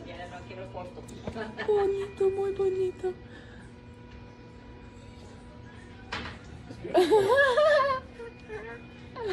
Muy bonito, muy bonito. Come in a picture. Look at this vicious beast.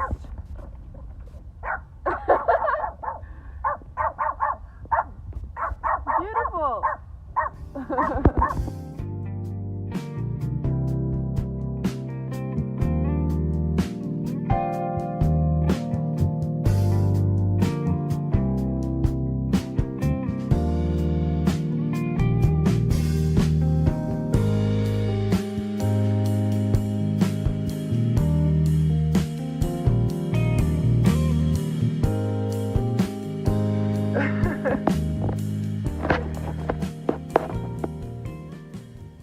Wow. Very good. Very good, Stuart. Very good.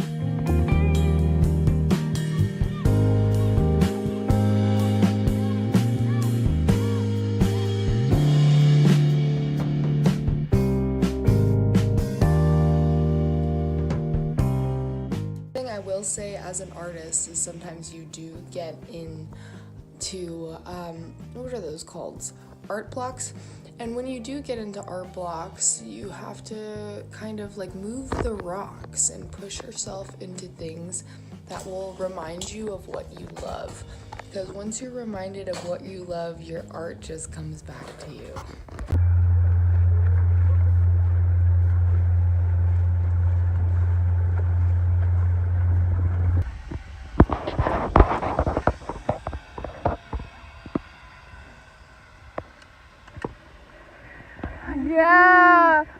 do the Tarzan jump. This is so good.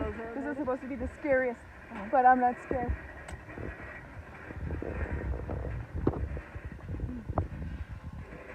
You have the bend your knees and step out, okay? Step out.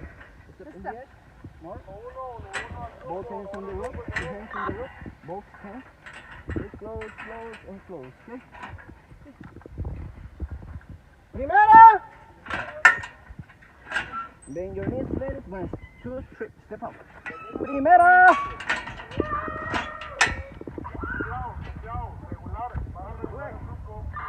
Extrema, shit.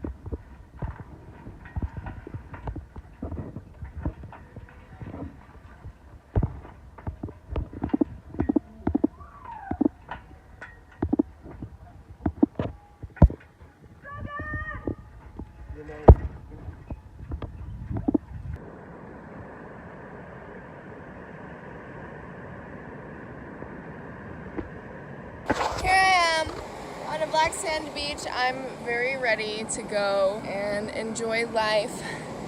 This is very good. I'm really present right now. You know how I feel? I'm gonna just face a little bit towards the sun so you can see me. I got this new bandana. It has jaguars on it. So my friend Ewan, she's leaving so she can go on a cruise to Venice. I'm still gonna be in Costa Rica. So what I'm thinking is that I kind of want to travel south to Panama. My main reason to go there, I want to find some wild jaguars. I heard that there's only about 15,000 left in the world, which is not a lot, but if I were to go to a specific area, what I found on Google was look at this. Someone built this. But the Panama Canal, I read that jaguars really like to fish and they use their tails, but that's south of Costa Rica. So, because I wanted to go into the mountains and like find one, we saw a smaller spotted cat and I thought that was really cool. Wow, there's an iguana. Are you an iguana? Oh my God. Okay. Yeah, see, we're getting closer to the wildlife. That's what I feel. I want to be close to wildlife and, you know, I don't have a professional camera or anything, but look at that, a dragonfly. Hi, buddy. Today is actually a really good day for me. Energetically, I feel really good. We'll see if this venture is worth doing. I'm thinking about it. Anyway, we'll see. I'll check back in with you when I do. Look at that. I used to get red snappers in Hawaii. Now we have a Costa Rican red snapper right on the beach. How much better could life get?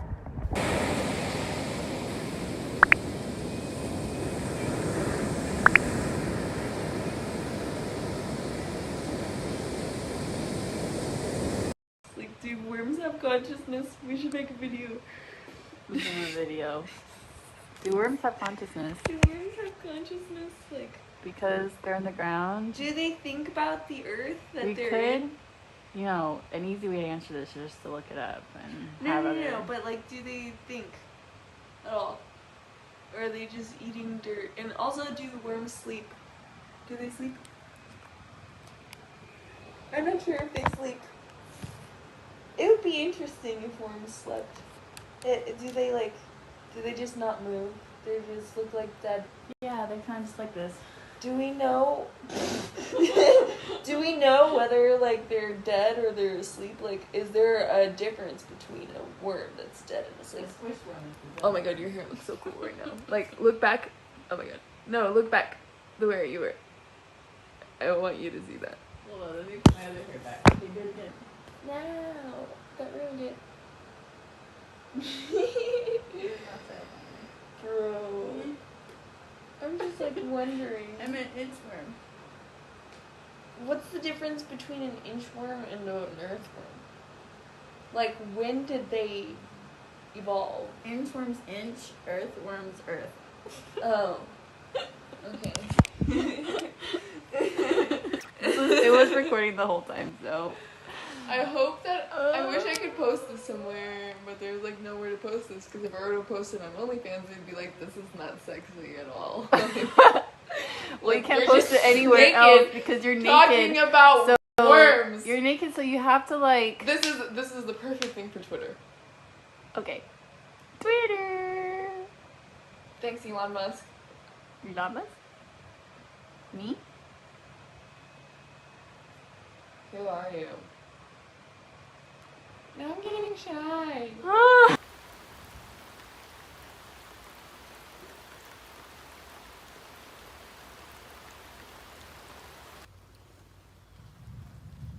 He hasn't said anything yet, but we're having a conversation.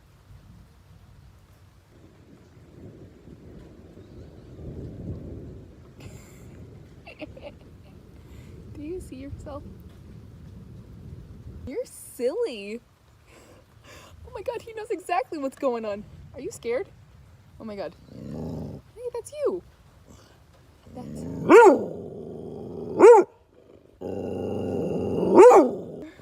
Wow, I was trying to take a peaceful video and you're ruining it. Thanks. Hi, I'm super tired, but I just wanted to have a little chat about my first ayahuasca experience yesterday.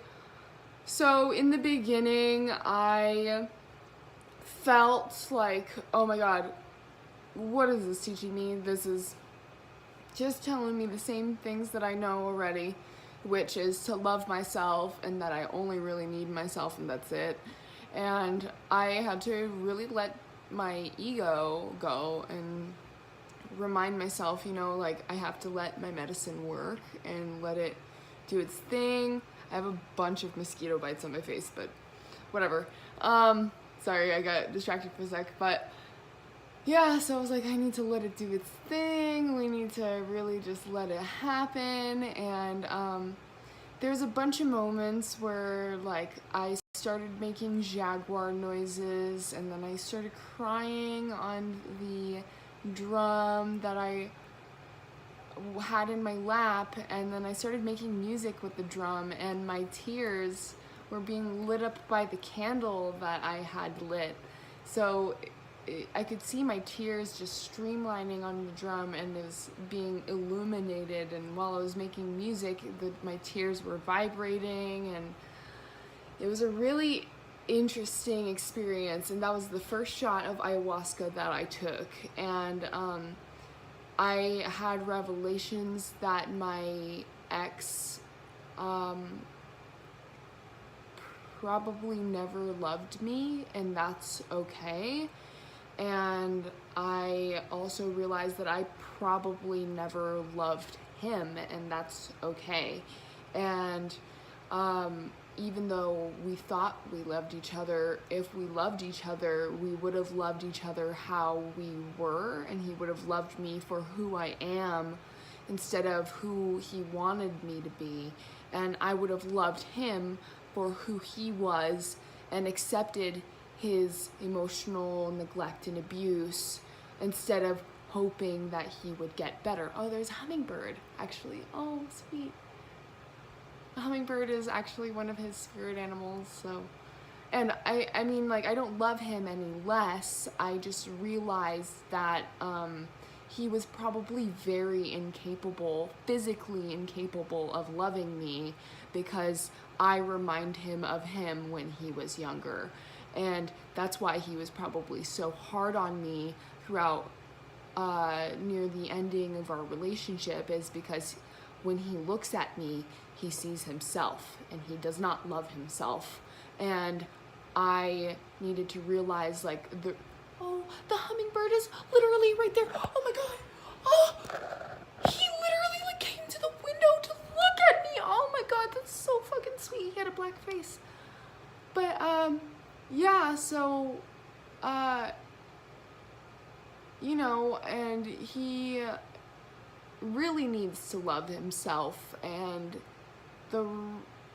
my reflection is that I fell in love with him to take me away from my freedom, to realize that my freedom is the only asset that I need, and there's no way that I will ever let a man impede my freedom, no matter how much I love them. And there's a lot of clarity there where a lot of times you don't want to let go of people but most of the time they have to go. And even if you love them or you think you love them, leaving someone that is making you mentally sick is an act of self-love. And I had to accept that he will never be able to love me up until the point that he loves himself. And I need to really come back to loving the person I was as a free being before I tried to maneuver and change myself into someone who was more tame, or someone who's more quiet, someone who's more docile or easy to rule. And I'm just not that person, no matter how much I want to be, just to be easily digestible to people and more easily loved. The fact that I changed myself because he wanted me to be more digestible was the reason why I stopped loving myself. And it was almost like a reminder that my self-love is so important. And instead, I always tell myself, oh, I don't need anything from anyone, I love myself. And doing ayahuasca for the first time was almost like solidifying those words. Instead of them just being words and affirmations, they're an actual belief. And there's so much clarity there. And then that was just during the first intake of my first shot. So what I would say is that the first shot helped me open up, helped me let go and realize why I was neglected or not treated well, because I changed myself in order to be more digestible for love. And so after having that realization, I went upstairs and I grabbed my journals and I brought them downstairs so that I can write in them. And I came downstairs and it was time for the second shot. So I took my second shot, and there's some things that I'm missing actually in the first shot. I started singing, and in the beginning all I wanted to do was make art, dance, they were asking me what I started feeling, and I said, oh, I feel the air and I want to make art. I want to dance and I want to paint and I want to draw. And so that's why I started singing, and oh God, my voice was so beautiful. It's like I was able to connect really to my highest self through my voice, and it was a really beautiful moment for me. And I started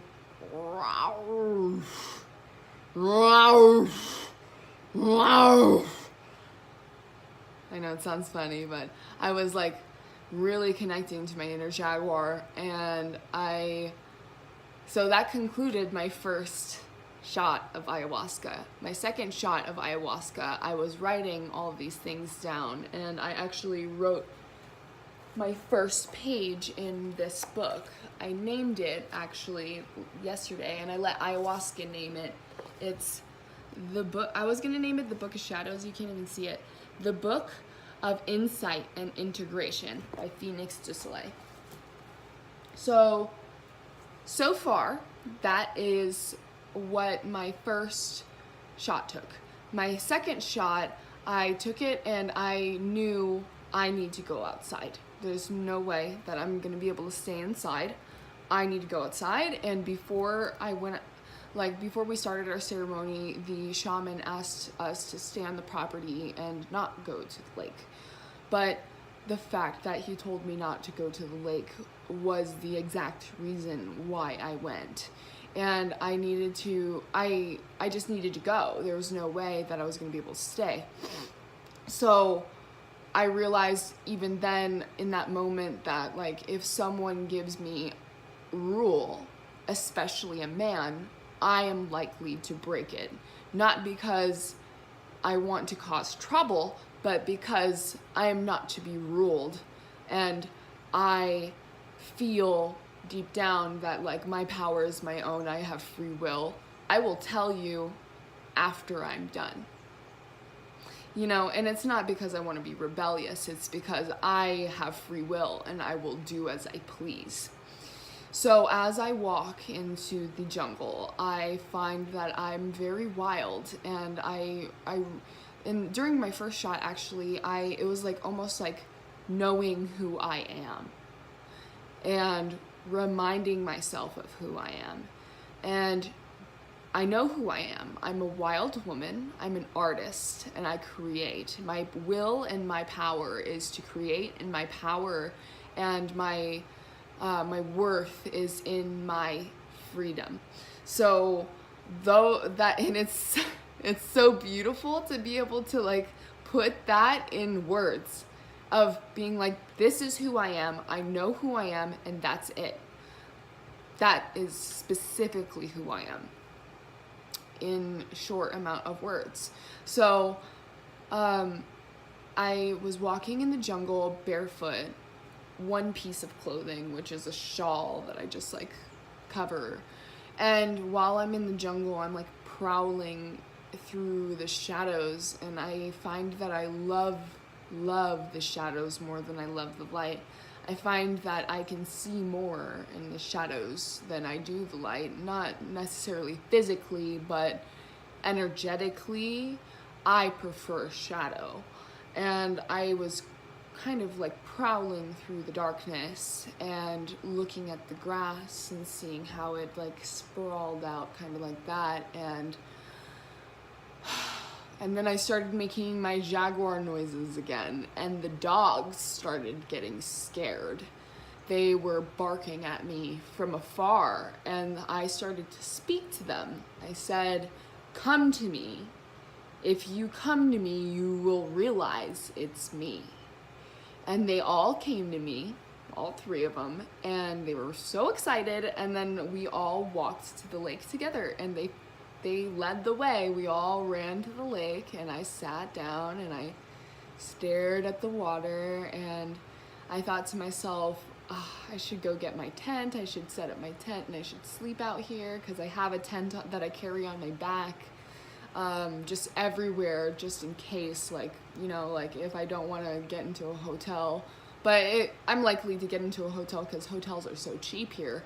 But yeah, so I was just contemplating, and then I started getting hungry, I think. And I was just having inner dialogue, and there was a moment, my shaman warned us that ayahuasca will tend to make you purge if it needs to. So while I was walking, I was having an inner dialogue with myself about sexuality. And I'm just going to be vulnerable for a second. I grew up with a lot of sexual trauma. Like just family molesting me because I was a pretty little girl and I was so innocent and sweet. And it started when I was like 5. So there was like a whole, just throughout my life, there was like sprinklings of sexual abuse. And I mean, I've gone through a lot of abuse actually, and I'm surprised that I'm not worse than I am. So it's like, yeah, I went through a lot of sexual abuse that we're just gonna stay there within that realm. And I told myself sexuality means nothing to me. And that was the moment where I felt it in my stomach, and immediately I started to puke. And I was like, oh god, so gross. And in my head, like, the ayahuasca tells you why it's making you purge. So I was puking and I was like, I'm lying, aren't I? I'm lying. Sexuality means everything to me. And then it immediately stopped. It immediately stopped. And I was like, okay, I know who I am. I know what I want. And what I want is sexual transparency and safety. And that was another moment of clarity for me, where I finally knew exactly what I need and want when it comes to sexuality and accepting myself as a sexual being. And like, I started thinking of people that I would feel comfortable and feel safe with doing things like that. I wasn't thinking about having sex. I was thinking more so about the safety and creating the environment in a relationship enough to be safe enough to have sex, because I've been having a lot of trouble with sex lately, because of like the frivolousness of my past relationship, absolutely disregarding boundaries and sexual health. And like, those were huge impacts on my mental health. And I tried my best to accept and be unconditionally loving, and I'm like, we're polyamorous, like, I'm trying, like, I'm poly, and like, I realized that the problem isn't actually with polyamory. The problem is with partners who don't know how to respect boundaries and give a shit about sexual health. And I'm not outing anyone. I'm not trying to be mean. I'm just being serious, and I'm sharing my experience. So the fact of the matter is that has a huge impact on my mental health because of how much sexual trauma I had gone through. And I did communicate that in my past relationship, that, hey, you're triggering my trauma and it's really making life difficult for me. And his response was, you're not special because you have trauma. And it really took me back and made it worse for me mentally, because I wasn't trying to be special about my trauma. I was trying to really save me from blowing up at him and going fucking crazy. And like, because I get violent when you start triggering like my sexual trauma and like my childhood abuse. Holy shit, do I get violent? Do I actually want to kill you? And I'm not going to kill anyone. I'm just being vulnerable, that I genuinely, that it creates so much unsafety for me in my own body that I want to inflict pain. And I was getting sick.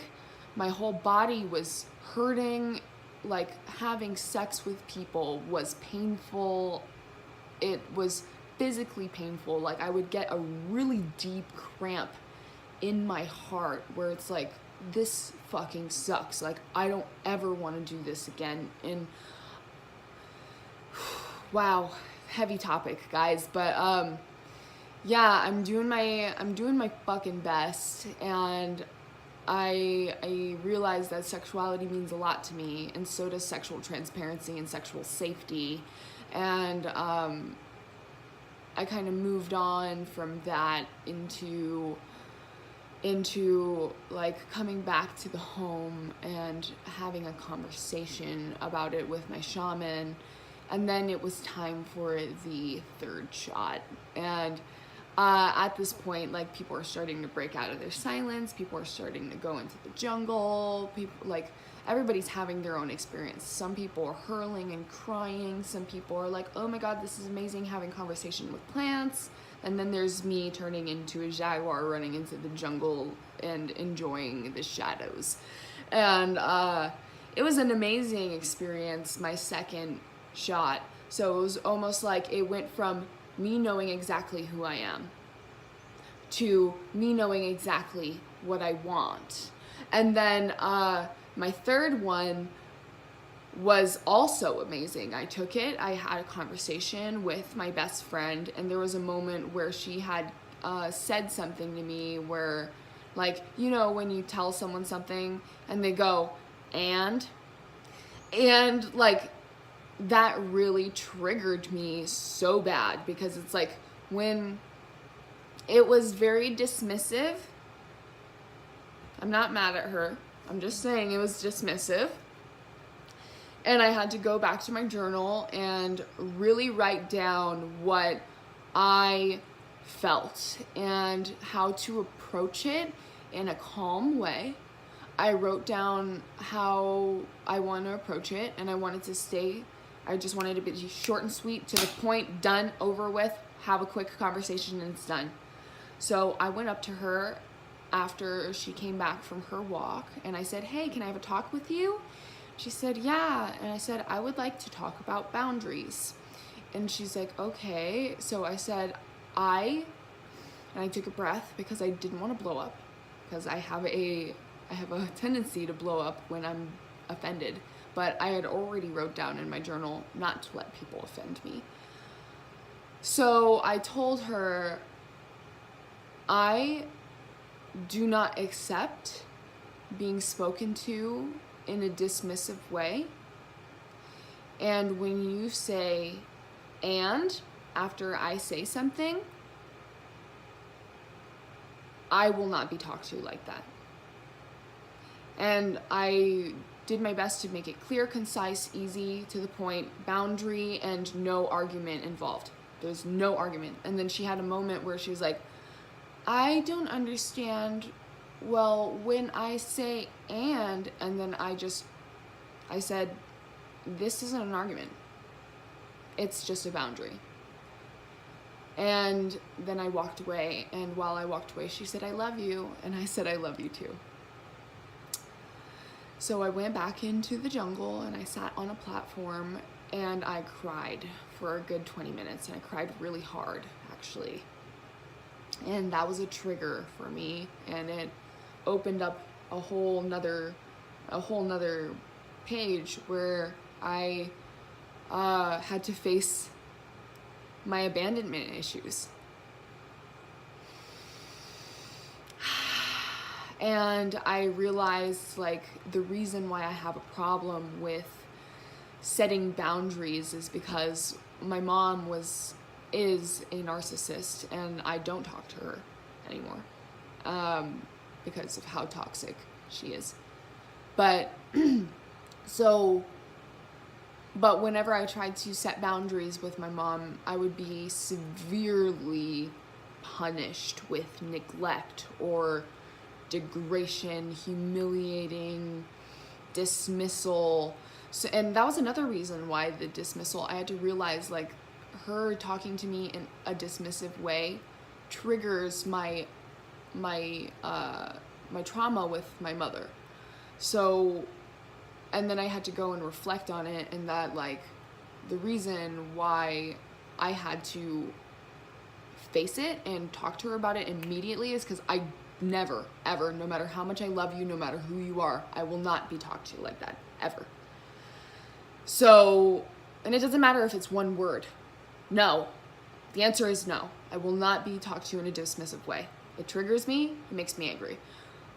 And no one likes me with that when I'm angry. I am violent and I'm mean. So, I had to nip it in the bud. So I went and I cried, and I realized I miss my mom, and I miss her more than I miss my ex-boyfriend. But even though I miss her, it doesn't mean that I will ever talk to her again. And, like, that was, it was freeing to validate my own emotions with that. So when I was crying about that, I realized like it's really hard for me to set boundaries, not because I don't want, like I told myself I don't want boundaries, I don't want to set boundaries, but even though I know boundaries are healthy, and the reason why is because like even with my ex, major problem whenever I would set a boundary, like hey, you're hurting my body, or you're going to hurt my body, or please don't do that, you're hurting me, it would be my fault, and it would they would get very angry. It was almost like a mirror image. My mother and my ex both would get offended at me for creating a boundary, no matter how small. Like, for example, I would tell my ex, hey, please don't walk the horse into me. The horse might have stepped on my foot, which means I wouldn't be able to do all of my athletics. But he got very angry at me and punished me emotionally for setting boundaries. So, and that's the exact same thing my mother would do. She would punish me for setting boundaries. Like another example, when I told my mom I did not want to raise my sister anymore because I had been raising my sister since I was 9 years old, and I was 14 at the time. I had a boyfriend. I was like, you know what I said? I said, if I wanted to have a baby, I would have. If I wanted to have a baby, I would have gotten pregnant at 11. And she got so mad at me that she kicked me out of the house, and I was sleeping outside on the floor without any food for like 2 months. It was really, like, when I say I've gone through trauma, like, yeah, it's there. But, so, anyway, without talking about the past, fuck that, I've already processed that. I was just giving examples. I realized that I really do miss my mom, but it doesn't matter how much I miss her. It's an act of self-love of leaving people who are not good for you.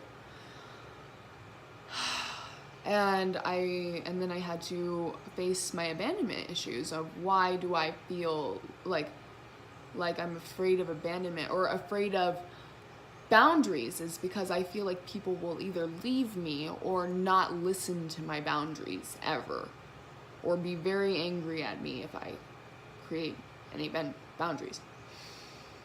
So I had to face that. I was crying very hard. I was crying about my boyfriend, my ex. I was crying about my mom. I was crying about being afraid that my best friend would leave me because I told her not to speak to me in a dismissive way, which is a very silly thing to cry about, and like think that your best friend is actually going to leave you because of that. But I have experience with that, so it was a thought, and I had to accept, like, you know, if she leaves me, I will be okay. And if she leaves me, that means she benefited off of me not having boundaries. Anyone who leaves you because you don't have boundaries, or anyone who leaves you because you have a boundary or set a small one, means that they were benefiting from you not having that boundary.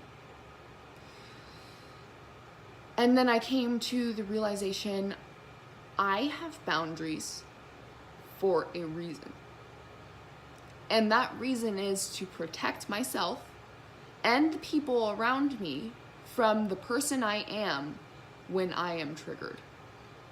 Because I am a very mean person when I feel threatened.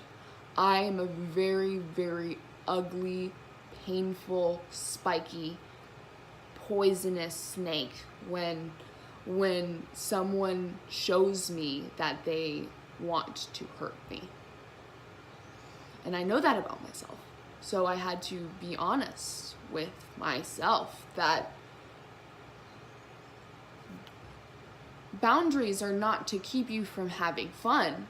Boundaries are to keep us safe while having fun. I have these boundaries. There's not many, but I have these boundaries to let you know where it's safe to play in my areas.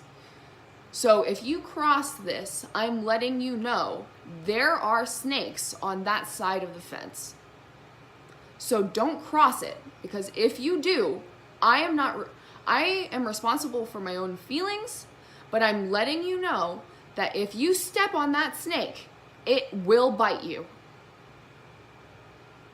And if you don't have anti-venom, you better not step on that snake. I'm being serious. And it's not a threat. It's honesty. I have known myself long enough, and I have met more than enough people who have triggered me to know I am like that. I am not passive. I will bite. I don't want to bite, but if you step on me, that's my defense. So I had to realize, like, boundaries are healthy. If people leave you, those boundaries leave you because of your boundaries. They were benefiting from you not having them, and I gained my composure and I walked back to the house, and I was ready. I was ready for my healing, and those are the things that I learned. Those are the things that I learned during my first ayahuasca. So to end this video, I actually really like to read my journal entries, even though I'm not even supposed to read my journal because a book told me not to read the past. But I think it's safe to share, because I would really hope that my journey gives some insight to people my age or older, or even my sisters, because my sisters have to deal with the same mother and they're all younger than me, and there's a lot there, you know. It's a new chapter of life. I'm ready to start over. In ayahuasca, I only started to purge when I was lying to myself. The lie was sexuality means nothing to me, and I began to puke. I stopped puking when I said sexuality means everything to me. I began to think about myself and my sexuality. I know who I am and I know what I want. I want sexual safety and transparency. I am a wild woman. I am an animal. I want someone who will love me for who I am. Will let me be free, let me build and grow at my own accord. I've found myself, and I don't need more medicine. I'm an artist. I'm a free spirit. I'm open and I am happy. I will only love those who let me be free. My worth is more than my looks, more than my sexuality. My worth and power is in my free spirit. Everything else is to keep me entertained. I am happy as a unicorn. I don't need anything from anyone. I'm free. I come with no baggage. I have nothing to go back to. I am free. I love this one. I will never allow a man to control my freedom again. The candle wax drips like the last tears I will cry for a man again. I am free. Let's keep it that way. When a man gives me rules, I will always break them to express my power. I will not be ruled. I will fight, I will bite, I will claw at the cage you wrap around me. I shall not be contained. I'm wild. She does not need rules. My freedom often leads me naked in nature. Have boundaries with myself, not to distract myself from my self-work by talking to others. I refuse to let people talk to me in a dismissive way. I am not meant to be dismissed. Do not go out of your way to be funny or make friends. You need more friends that enable your light. Talk about your boundaries and turn-offs. Do not let others offend you. Talk about your concerns straightforward. People are allowed to be different, and it's okay to let go of people and set boundaries. And basically that is a lot of what I already talked about, but it's in journal form. And then here is the first book. First words of this one. I hope my phone doesn't die. A leopard does not change its spots. The truth is, no one is capable of loving me unless they love themselves. I am not capable of loving others unless they love them. Whoops. I am not capable of loving others unless I love myself. No one dare to get in the way of me to me, or they shall awaken a beast that is better off asleep. The angels sing through my throat as my tears drip on the drum in my lap. My tears vibrate and dance as I make music for my soul. I forgive all those who have burned me, for they do so out of ignorance and their own self-hatred. I do not follow in their footsteps, because a leopard does not change its spots. I am the melody of a song. I am the paint to a brush. I am the flame to a candle. I am the words to poetry. Don't you dare get in the way of me to me. My past does not haunt me, merely thoughts. I am crystal clear, and I am present in my body. Sometimes we wish not to let go of people. Most times, people must go. Be unafraid of the dark. Be unafraid to be alone. Happiness only lives in the present, as does love. Soften your gaze. It is perfectly okay to romanticize yourself. Nature calls. Be wild, woman. I know you are a wild cat. This is why I love you. So that is my first ayahuasca experience. Thank you for watching this video. I have another one tonight and then another one the next day. And I hope that I see you again, and thank God. Thank God for this. Hello everyone, my name is Phoenix, phoenix.worldwide on YouTube. The video you're about to watch is a short story that I created myself about a jaguar named Oganfa. And he goes into the Amazon jungle and eats an ayahuasca vine and passes through the veil of reality to the spiritual realm. This is based off of my ayahuasca experiences and is a fictional anecdote that I wanted to share with everybody.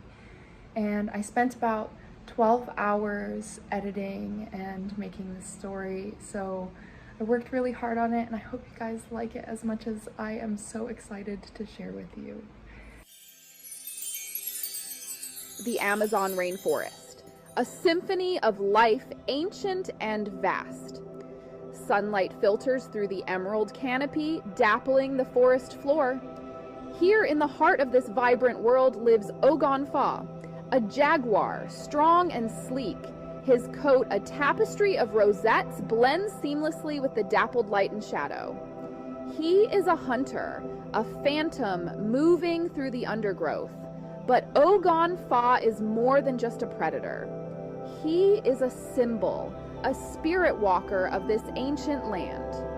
The air hangs heavy with humidity, alive with the chorus of insects and birdsong. A kaleidoscope of butterflies dances in a shaft of sunlight. This is Oganfa's kingdom, a realm of vibrant life and ancient magic. Here, the veil between worlds is thin. The spirits of the forest whisper through the leaves, their presence felt in every rustle and chirp. He pauses, his keen ears twitching. He catches a scent, musky and sweet, carried on the breeze. It is the aroma of ripe fruit, a feast for a hungry jaguar. He follows the scent, his powerful muscles rippling beneath his spotted coat. He is a hunter on the prowl, but little does he know his path is about to take an unexpected turn. A turn that will lead him on a journey deep into the heart of the forest magic, where he truly belongs. For millennia, the indigenous tribes of the Amazon have held the jaguar in reverence. They are the jaguars, the spirit walkers, the embodiment of strength and wisdom. Their presence is woven into the fabric of the rainforest, as essential as the rivers that snake through its heart. Shamans, the spiritual leaders of the tribes, whisper of the jaguar's ability to cross between worlds. To them, the jaguar is a bridge between the physical and spiritual realms. They believe that the jaguar soul can leave its physical form and journey into the spirit world, returning with knowledge and wisdom. The jaguar's coat, a canvas of rosettes, holds deep symbolism. Each spot, a portal to the cosmos, reflects the stars in the night sky. The jaguar's piercing gaze, said to see into the very soul, reflects the wisdom of generations past. To encounter a jaguar in the rainforest is to encounter the sacred, the embodiment of the forest's power. Ogonfa, unaware of the myths and legends surrounding his kind, continues to follow the enticing scent of fruit. He is driven by instinct, by the primal need to hunt and feed. But destiny, it seems, has other plans for the young jaguar.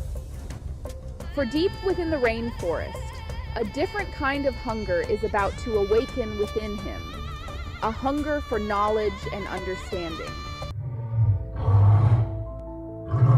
The scent leads Ogonfa to a clearing bathed in dappled sunlight.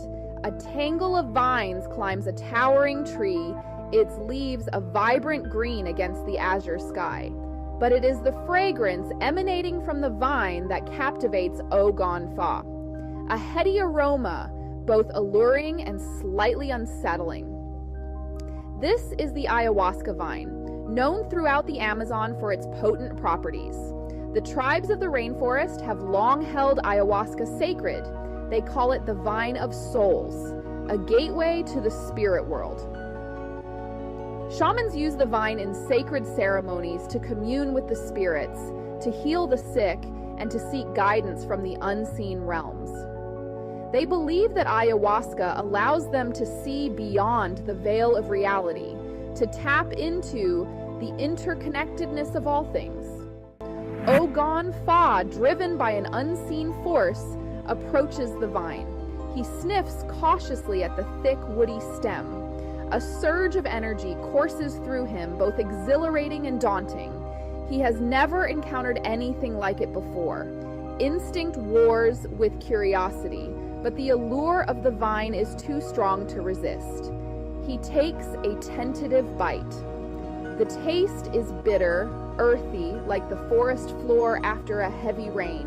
But as the taste spreads through his mouth, Ogonfa feels a shift within him. The world around him seems to shimmer and sway. The boundaries between the trees and the vines blur. He is entering a realm beyond his understanding. A realm where the physical and spiritual intertwine. As the ayahuasca takes hold, Ogonfa feels himself slipping away from the familiar world. The forest floor seems to melt beneath his paws. The trees around him transform into towering figures, their branches reaching towards the heavens like gnarled arms. He is enveloped in a swirling vortex of colors and sounds, a kaleidoscope of sensations beyond his wildest dreams. Then a figure begins to emerge from the swirling chaos. A jaguar, larger and more powerful than any Ogonfa has ever seen. Her coat shimmers with celestial patterns mirroring the stars in the night sky. Her eyes, filled with ancient wisdom, seem to pierce through Ogonfa's very being. This is Eshelom, the mother jaguar, the guardian spirit of all jaguars. Eshelomi speaks, her voice a deep rumble that seems to resonate from the very earth itself. She tells Ogonfa of the sacred duty of the jaguar, their role as guardians of the balance. She shows him visions of the interconnectedness of all life in the rainforest, how every creature, from the smallest insect to the tallest tree, plays a vital role in the delicate web of existence. Ogon Fa sees the rainforest through new eyes.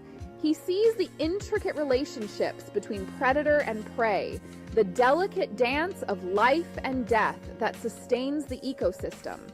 He sees the spirits of the forest, the unseen forces that bind all living things together. And he sees himself not just as a hunter, but as a vital thread in the tapestry of life. In the heart of the forest, spiritual transformation is underway. Eshalomi's wisdom washes over Ogon Fa, filling him with a profound understanding of his place in the world.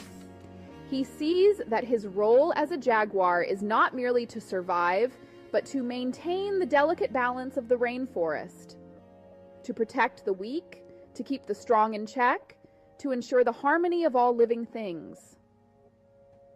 The visions begin to fade, the swirling colors softening into the familiar hues of the rainforest. He opens his eyes, reborn from nature's womb. The world around him seems different, vibrant and alive with a new kind of energy. He feels a connection to the forest he has never felt before, a deep sense of belonging and purpose. Ayahuasca awakened something in him, a spark of ancient wisdom that lay dormant within his soul. He is no longer just a hunter, but a protector, a guardian of the sacred balance. He carries the wisdom of Eshalomi within him, a guiding light that will shape his every action. As the sun begins to set, casting long shadows across the forest floor, Ogon Fa rises to his paws. He takes a deep breath, the air filled with the sounds of the rainforest coming alive for the night. He is ready to embrace his destiny, to walk the path laid out for him by the mother jaguar. In the end of the day, she is him, as there is no divide. Only divine.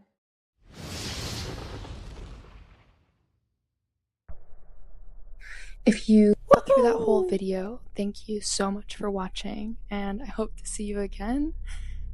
Don't forget to like and subscribe, and I'll see you in the next video. Bye!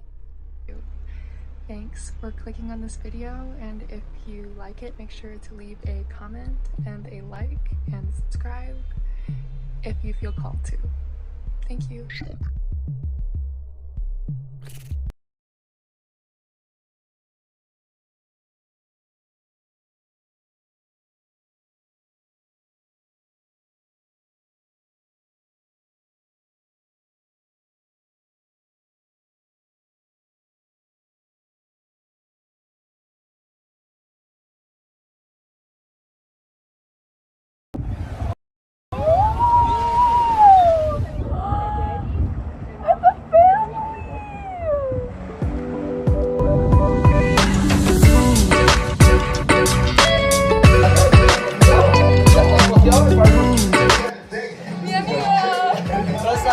From Alajuela, greetings.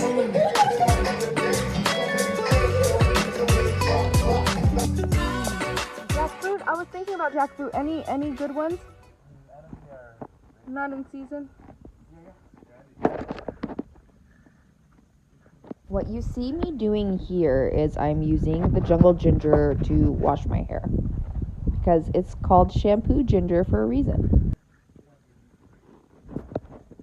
Just gonna give it a nice satisfying squeeze right there. This is the balcony to my room for the night, and I'm pretty lucky because my birthday is tomorrow and I get to go whale watching. This is Drake Bay in Osa Peninsula. This one peninsula holds 2.5% of the entire world's biodiversity.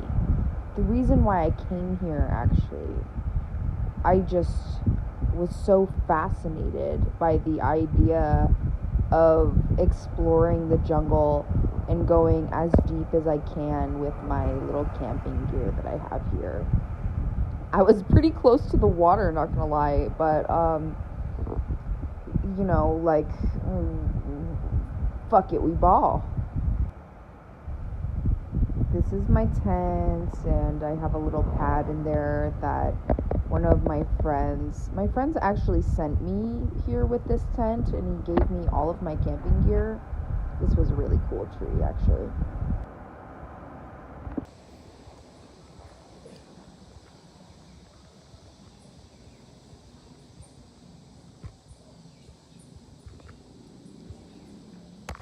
So here we are at Drake Bay,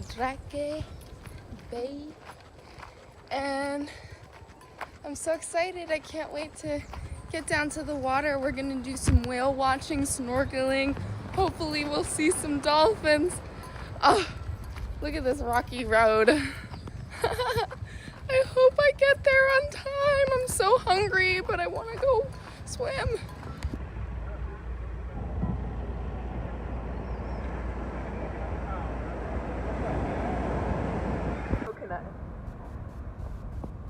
That guy's shell is so cool. It's like, fuck no, don't do it. Look at him. So this is what a sprouted coconut looks like on the inside. The inside is really spongy and soft. It also tastes like the ocean, but it's called Queen's bread. I saw videos of this. So when you go and you look for a coconut that's sprouted, it has like this little thing on the inside. Yes.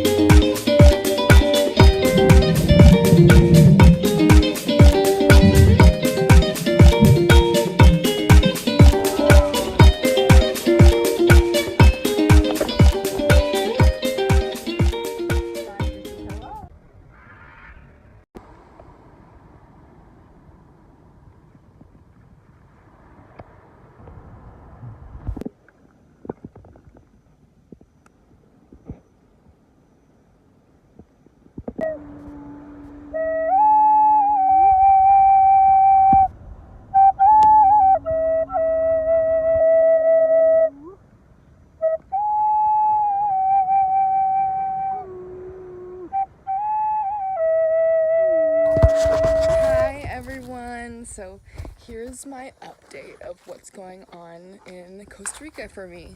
So this is a cacao plant. Seriously, I watched a video of a bunch of different, what is it called? Tropical plants, and now I'm just manifesting all these tropical plants. Like I manifested some sapote, I manifested some sprouted coconut. I can't wait to show you that video. And now I manifested a cocoa chocolate plant, and this is ripe. You open it, it's good for you.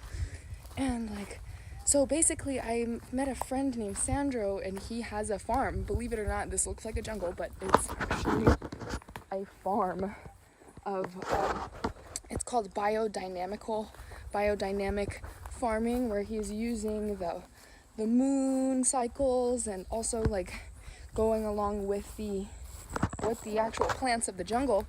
And there's so many different plants, like some for food, some for medicine, some for aesthetic, and like I'm just so excited to try all these plants. And so he's gonna help me find a jaguar. I feel like all the things that I wanted are coming together so easily. And he's gonna help me make some medicines for my skin. If you don't know me, I have psoriasis. It's all over my body. It's not as bad as it used to be, but Western medicines haven't healed it, haven't fixed it, just made it less bad.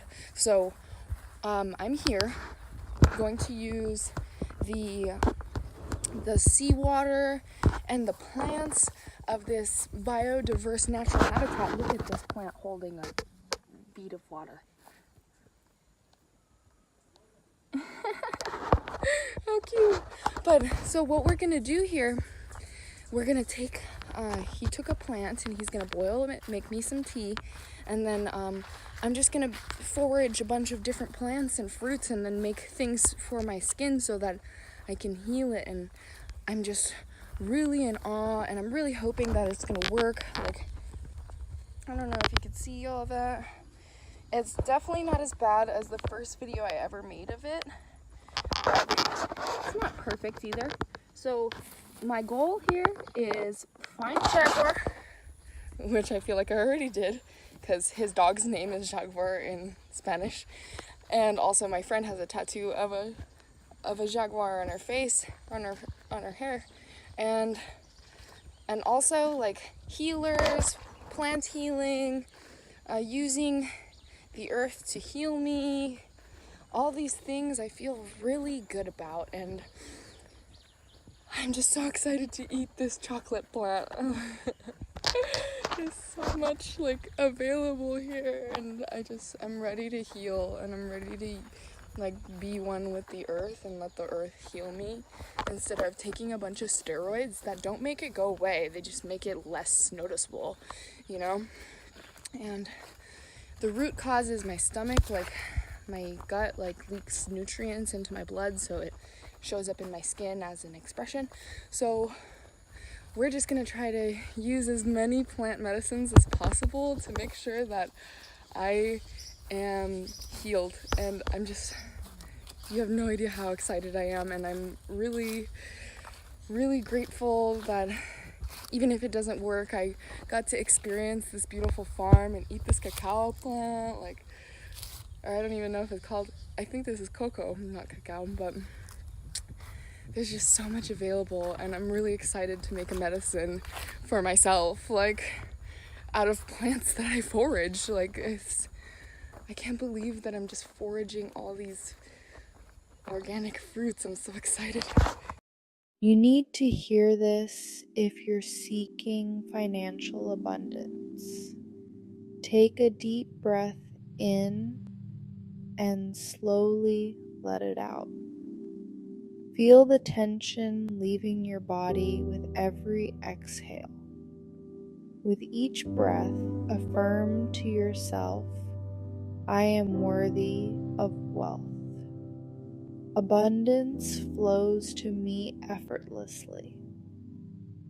I am open to receiving financial prosperity. Take another deep breath in and slowly let it out. Feel the calmness enveloping you. I am worthy of wealth. Abundance flows to me effortlessly. I am open to receiving financial prosperity. I bet you didn't know how powerful deep relaxation can be for manifesting wealth. You are now stepping into a state of deep relaxation, letting go of all concerns and opening up to abundance. Feel the calmness wash over you, releasing all tension and welcoming prosperity. Embrace this moment of peace, knowing that abundance is flowing into your life. Everybody is looking for a way to attract wealth and abundance into their lives. Imagine yourself surrounded by an energy of wealth, prosperity, and abundance. This energy is always here, always available, waiting to be welcomed into your life. Picture this golden light as a warm, comforting presence that fills every corner of your being. It radiates positivity, attracting opportunities and blessings. Feel its gentle embrace, knowing that you are deserving of all the good things the universe has to offer. This energy is not just a fleeting moment, but a constant, unwavering force that you can tap into anytime. Embrace it and let it guide you towards a life of fulfillment and joy. Repeat after me. I am surrounded by an energy of wealth, prosperity, and abundance. This energy is always here, always available, waiting to be welcomed into my life. I am deserving of all the good things the universe has to offer. This energy is a constant, unwavering force that I can tap into anytime. I embrace it and let it guide me towards a life of fulfillment and joy. This is why you need to invite abundance into your life. With every breath, you invite more abundance into your life. With every breath, you align yourself with the energy of wealth. With every breath, you invite more abundance into your life. With every breath, you align yourself with the energy of wealth. Everybody is looking for the secret to financial abundance. Wealth flows to you easily and effortlessly. Wealth is a natural part of who you are. Embrace the flow of wealth into your life. Wealth flows to you easily and effortlessly. Wealth is a natural part of who you are. You need to watch this if you struggle with financial abundance. You deserve to experience prosperity in every area of your life. Embrace the belief that wealth is your birthright. Allow yourself to receive the abundance the universe offers. This is why you need to focus on attracting opportunities. You attract opportunities that align with your highest good. Every day, you become more aware of the abundance around you. You attract opportunities that align with your highest good. Every day, you become more aware of the abundance around you. I don't think people understand the power of claiming their birthright. Abundance is your birthright, and you now claim it fully. You are worthy of all the wealth and prosperity the universe offers. Abundance is your birthright, and you now claim it fully. You need to watch this if you struggle with attracting financial abundance. You are open to receiving the infinite riches that life has to offer. Embrace the wealth that is already on its way to you. You are open to receiving the infinite riches that life has to offer. This is why you need to program your mind for wealth. Your mind is programmed for wealth and prosperity. Embrace the abundance that is already within you. Wealth flows to you effortlessly and easily. Your mind is programmed for wealth and prosperity. This is why you need gratitude for abundance. You are grateful for the abundance already present in your life. Knowing more is on its way. Feel the gratitude for the wealth that surrounds you and trust that it will continue to grow. Embrace the abundance with an open heart and welcome the prosperity that flows into your life.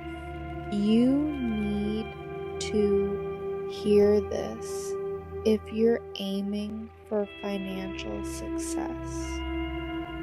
You make wise financial decisions that enhance your wealth.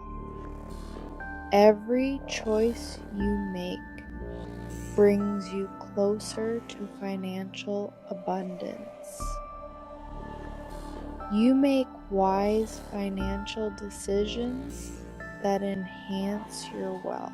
I bet you didn't know how powerful your thoughts are in attracting wealth. Your bank account grows every day as you attract wealth and prosperity. Every dollar you earn multiplies effortlessly. Prosperity flows to you in abundance. Everybody is looking for ways to manifest wealth. Your wealth is a reflection of your ability to create, to give, and to receive. Embrace the flow of abundance in your life. Remember, the more you give, the more you receive. You need to hear this if you're seeking financial freedom. You are confident, you are worthy, and you are wealthy. Embrace these truths as they are the foundation of your journey towards abundance. Let these affirmations soak into your subconscious mind, guiding you toward a life of wealth and freedom. Every day, as you repeat these words, feel the power they hold. Visualize the life you desire, filled with prosperity and limitless opportunities. Believe in your ability to attract wealth and freedom. Trust that the universe is aligning to bring you success. Your thoughts shape your reality. So think positively and act with intention. You are on the path to greatness. You are confident. You are worthy. And you more wealthy. Embrace these truths as they are the foundation of your journey towards abundance. Let these affirmations soak into your subconscious mind, guiding you toward a life of wealth and freedom. Every day, as you repeat these words, feel the power they hold. Visualize the life you desire, filled with prosperity and limitless opportunities. Believe in your ability to attract wealth and freedom. Trust that the universe is aligning to bring you success. Your thoughts shape your reality. So think positively and act with intention. You are on the path to greatness. You need to watch this if you struggle with releasing doubts. Take a deep breath, and as you exhale, release any remaining doubts or limitations. Feel the weight lift off your shoulders as you let go of all uncertainties. Embrace the freedom that comes with a clear and confident mind. Take another deep breath, and with each exhale, affirm your limitless potential. You are capable, you are deserving, and you are ready to receive abundance. You need to watch this if you struggle with finding financial abundance. When you're ready, gently bring your awareness back to the present moment. Feel the calmness wash over you like a gentle wave. Notice the sense of empowerment growing within you, as if you are tapping into an endless source of strength. Embrace the feeling of abundance that surrounds you, knowing that you are connected to everything around you. Take a deep breath, and as you exhale, let go of any lingering tension. You are here now, fully present and ready to embrace the day with a renewed sense of purpose and clarity. Repeat after me. I am worthy of financial abundance. I attract wealth effortlessly. I am open to receiving prosperity. You are here now, fully present and ready to embrace the day with a renewed sense of purpose and clarity. As you settle into this moment of calm, let the music guide you further into a state of relaxation and inner peace. Feel the gentle rhythm of the melody as it soothes your mind and soul. Imagine yourself walking along a serene path, each step bringing you closer to your dreams. Visualize the abundance that awaits you, knowing that every effort you make is leading you to greater prosperity.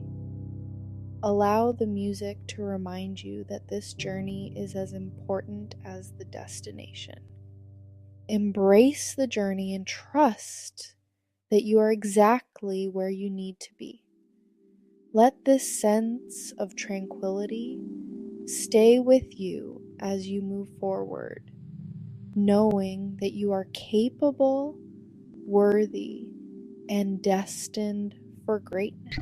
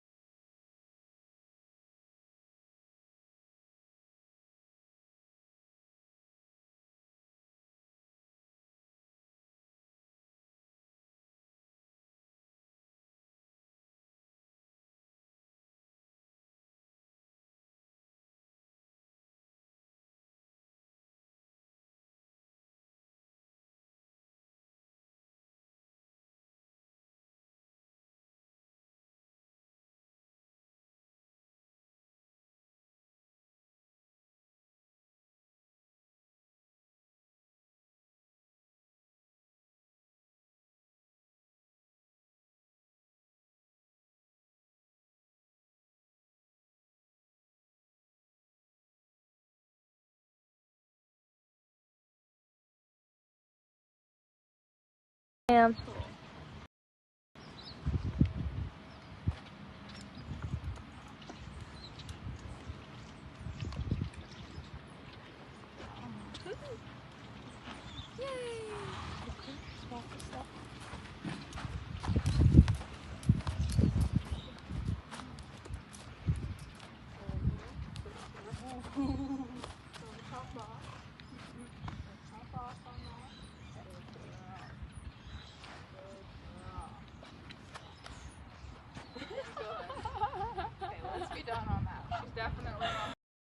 We're gonna start this off on a good note. I feel really good.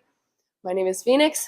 I'm in Cambodia right now. I'm 25, and if you don't know me, now you do. Nice to meet you, friend. Okay, so what this video is about is I have been traveling for the past 3 years, and what I want to do is I want to inspire people my age, women and men alike. I started traveling when I was 23. Well, the end of 22, and then I turned 23 on my birthday in Costa Rica.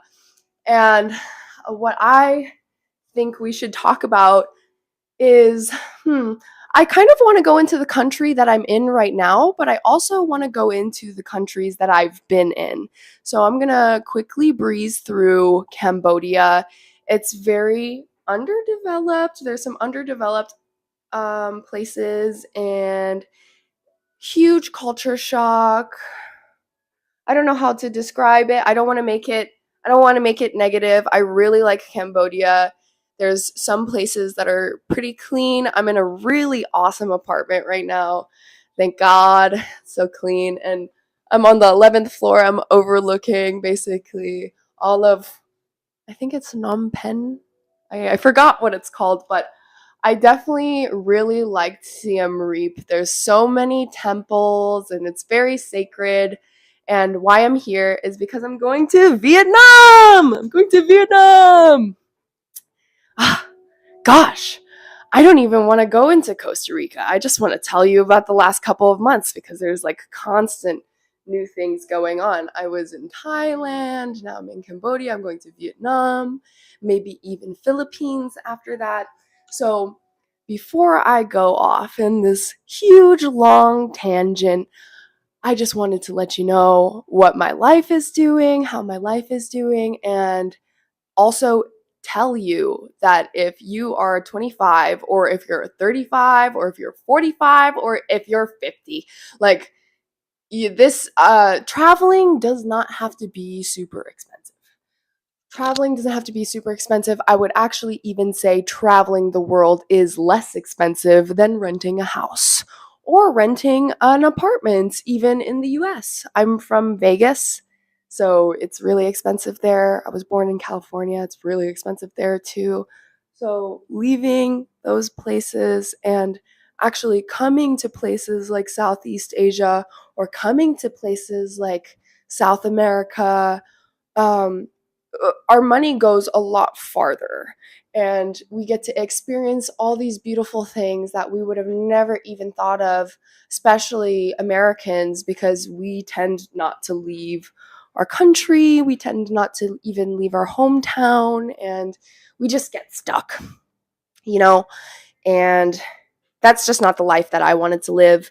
So what I'm gonna do today is I'm gonna just start this journey with you of just telling you all the countries and all the ways that you can really explore your life, because this is the only life that we're gonna get that we remember right now. So let's just keep going, okay?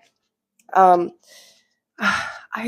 really enjoying the sensation of holding this mic, by the way. Okay, so Costa Rica. I was 22, living in a 4-bedroom house.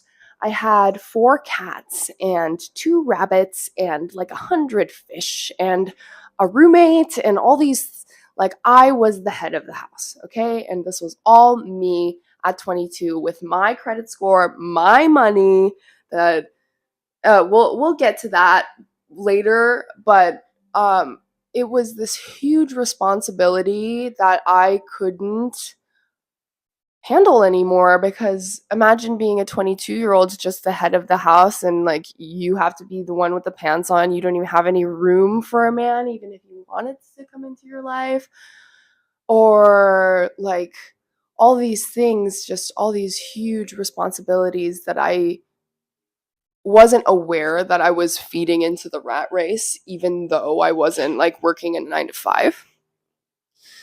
So, before my birthday, my 23rd birthday, my best friend, she told me, let's go to Costa Rica. And I had never been out of the country. I had applied for my passport because my ex-boyfriend and ex-girlfriend, I was in a poly triad. We'll talk about that later. But they invited me to go to Bali with them, and then they didn't tell me when, and they just left without me, and it really hurt my feelings. But my best friend came and was like, let's go to Costa Rica in the same time frame. So she saved my life, because I was just going to be sad at home crying, because the love of my lives had just invited me somewhere and then not told me any details. So like invited me and uninvited me, that's the worst. But I ended up having a great experience by going to Costa Rica with Ewan. And Ewan, she's 10 years older than me. She's super awesome. She inspires me all the way. Wow.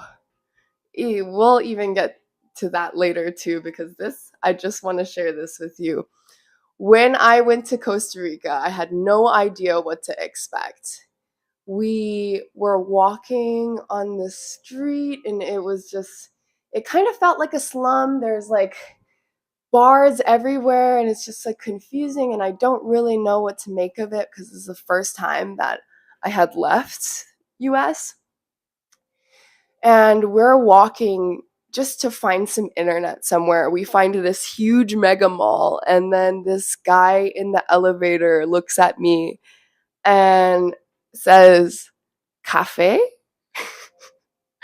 And I looked at my best friend, and she's like, "I don't drink coffee, I drink Hugo." Hugo is juice.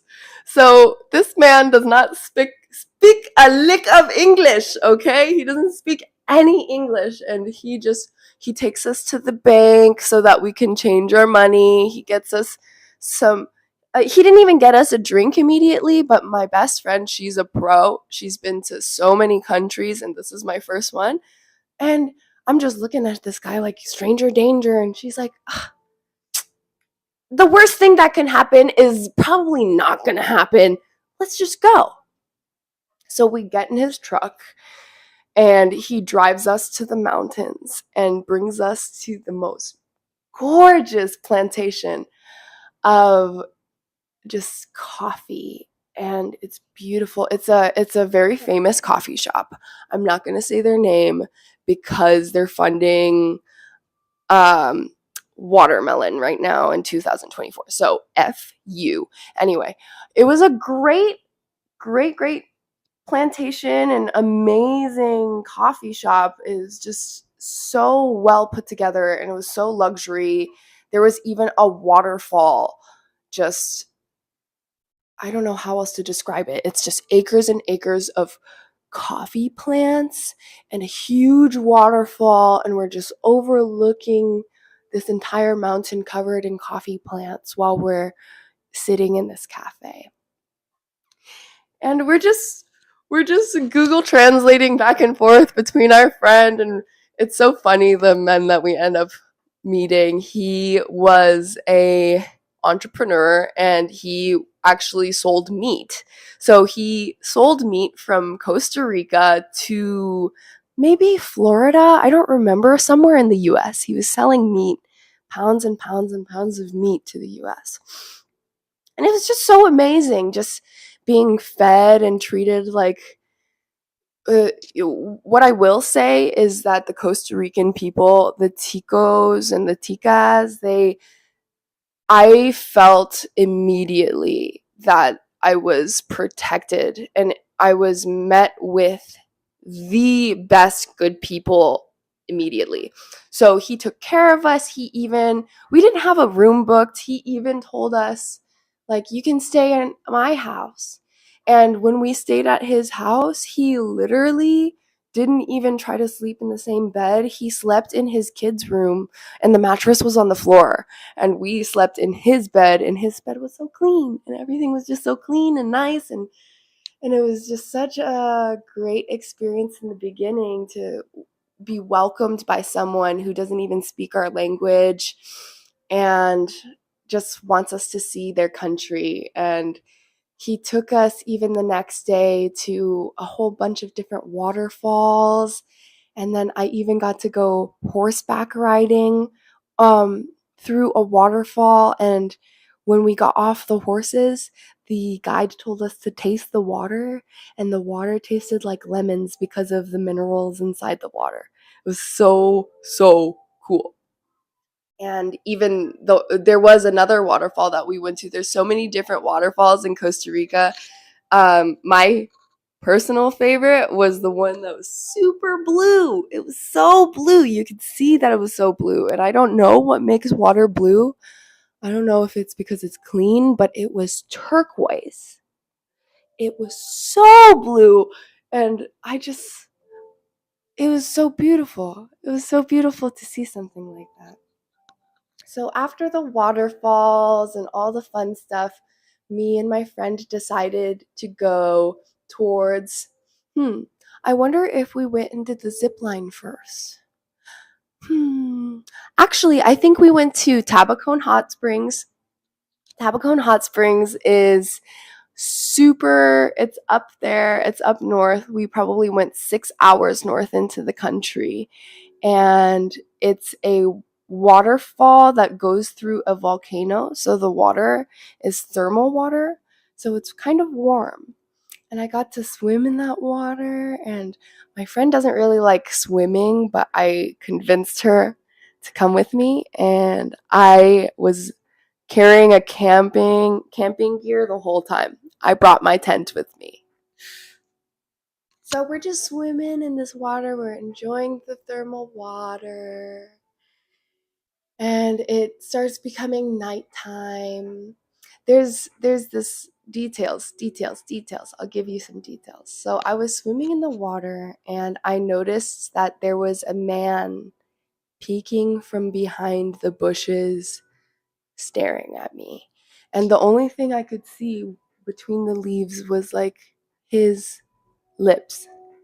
And he bit his lips while he was looking at me, and it turned me on because I thought it was like, wow, I'm just enjoying my life. I'm being natural, and this guy, I don't know who it is, but he's looking at me. I ended up making friends with him, and then later on in the night, we were surrounded by all these guys, and I was nervous because this is my first time out of the country, and there's all these guys, like, you know what can happen. But she kept reassuring me and telling me what can happen usually doesn't. So I just trusted her, and I trusted the experience, and it started raining. Nobody could speak English, but they wanted to know where we lived. I told them I had a tent, and they were like, we'll help you build it in this pouring rain. I'm like, no, I don't need help. It's so easy. I didn't know how to build a tent, by the way. So a group of like 5 men all got together to build my tent in the rain for me and my best friend. It was so nice. It made me feel so good that even in the middle of the jungle, when you could be totally taken advantage of, and that instead they just wanted us to be comfortable and camp safely, and they built the tent for us really quickly, and then they left us alone all night, and me and my best friend just laid there chatting and enjoying our time. We got so hungry in the middle of the night, she said, I wish we could get an Uber Eats. And we just went to sleep. Funny thing, if you know anything about manifestation, we woke up in the morning to one of the men waking us up and saying, hello, hello, breakfast, breakfast. He brought us hot food. I drank the coffee and there was hot empanadas. We just ate the empanadas and we had the whole waterfall to ourselves. So this is the part of the story where if you're still listening, this is just the beginning. And these are experiences that anyone can have. It's not like something, I don't know if anyone even wants to have these experiences. Some people are just really comfy in their house. But when I go out of my comfort zone, it gives me more life experience and wisdom and vigor and keeps me young, you know? So we left the waterfall very, very, very happy. Then we went to Monte Verde, which is a huge mountain. Not even a mountain. There's like this volcano and a mountain. I don't know how to describe it. There's so many active volcanoes in Costa Rica. It's amazing. So I went with my friend to this volcano and the longest zip line in Central America, they call it. And we did a whole bunch of zip lines, and even I did a Tarzan jump where they tie you to a rope and then you jump like 20 meters down and you just swing into the forest and you just keep swinging. I love adrenaline, things like that. It's so nice. And the way we got there was through boat. So we went over this huge lake with a whole bunch of other people. And we met a guy there and we shared him. Let's keep it not explicit, but we shared him because that's just what me and my best friend like to do. And then it's just bonding between her and I. It's a good bonding experience when you experience pleasure with your best friend. Let me take a breath. Intermittent break. Just for air, oxygen, and a little bit of swag. Good vibes, baby. Good vibes. Okay, after Monteverde, let me check my notes real quick because I have been to so many countries within the past 3 years that sometimes I forget, you know. Oh, okay. So after that, me and my friend went to Jaco. Jaco's okay. We didn't go to Punta Arenas because Punta Arenas is very known for people getting robbed or assaulted. So we just skipped Punta Arenas because also the beach has saltwater crocodiles and we just didn't see ourselves really enjoying that very much. So we skipped that and we went to Jaco. And it was a black beach. It wasn't anything special. I've seen a lot prettier beaches here in Southeast Asia. So then my best friend left and I had to go back home for a while because the people that I had hired to take care of all my animals and my pets were not doing their job. And it was so frustrating because, you know, the last thing you want to hear while you're on vacation loving your life is someone calling you and telling you one of your pets died or they don't know where your snakes are or it's just chaos. So I had to fly home and fix everything quickly. Both of my snakes were out of the tank. Why were my snakes gone?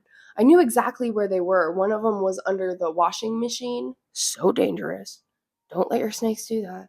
And then the other one was somewhere like curled up somewhere. I just knew their personalities. I knew where they were. So I fixed it, took care of everything. I fired that girl and I yelled at her. Let's save that for later. But I went back to Costa Rica because I had this goal. I had this huge goal in my mind as a 22-year-old turning 23 that I wanted to go see a jaguar in the wild. I know it's so silly and it's so naive. Why would anyone ever go actively looking for a predator? Like, one of the most dangerous predators that you can come in contact with is a jaguar, because the way they kill their prey is they don't stalk you like a tiger does in the grass. They actually stay up in a tree and they drop on you from above. So they're ambush predators. They drop on you from above and they don't go for your neck. They don't go for your spinal cord the way other animals do. They go for your skull. So they put their hand and crush it like that because they have really good biting pressure. So I don't know why, but my bright idea was that I was going to go look for this animal and just look at it. I was going to go look at it. Okay? Don't do that. Don't go outside in the middle of the night looking for a jaguar, okay? But I was so determined. That so I got back to Costa Rica and I left the capital immediately and I went to this little peninsula on the left side of Costa Rica. It's called Osa Peninsula. I highly encourage you to Google this peninsula because this one little speck of Earth has 2.5% of the entire world's biodiversity in that one little speck. And there's even different kinds of species of plants and animals and insects that are just geographically not confined, but they only live there. And it's protected. There's zones of the jungle where it's a primary jungle where has never been developed. It's super protected and it's even illegal to go there without a guide because it's dangerous. There's snakes, there's venomous snakes, there's predators, there's jaguars, there's spiders, there's all these things that could kill you, right? For some reason, my brain wanted to go there. So there's primary jungle, and then there's another layer called secondary jungle, which had been developed previously, years before, but had been overtaken again by the jungle and then reprotected. So it's legal to go into secondary jungle. That's as close as primary jungle you could get. And then there's just like regular life. So I went all the way to Drake Bay on a bus, and someone on the bus asked me why I was there. I told her, and she said, I know somebody that you would like. And then she connected me to this lady that I ended up making really good friends with. Her name is Ivy.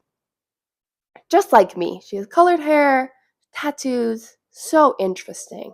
Canadian, but speaks Spanish, and she's Spanish roots. Or not Spanish roots, but Hispanic. And I was in Drake Bay. There's so much to uncover about Drake Bay, really, and I'm even a little nervous because of the corruption. But you know what? Let's just go for it, right? During the daytime, there's a whole bunch of tourist things to do. You can go for a night walk. You can book a night walk. You could go whale watching. There's just so many different things. You could go snorkeling.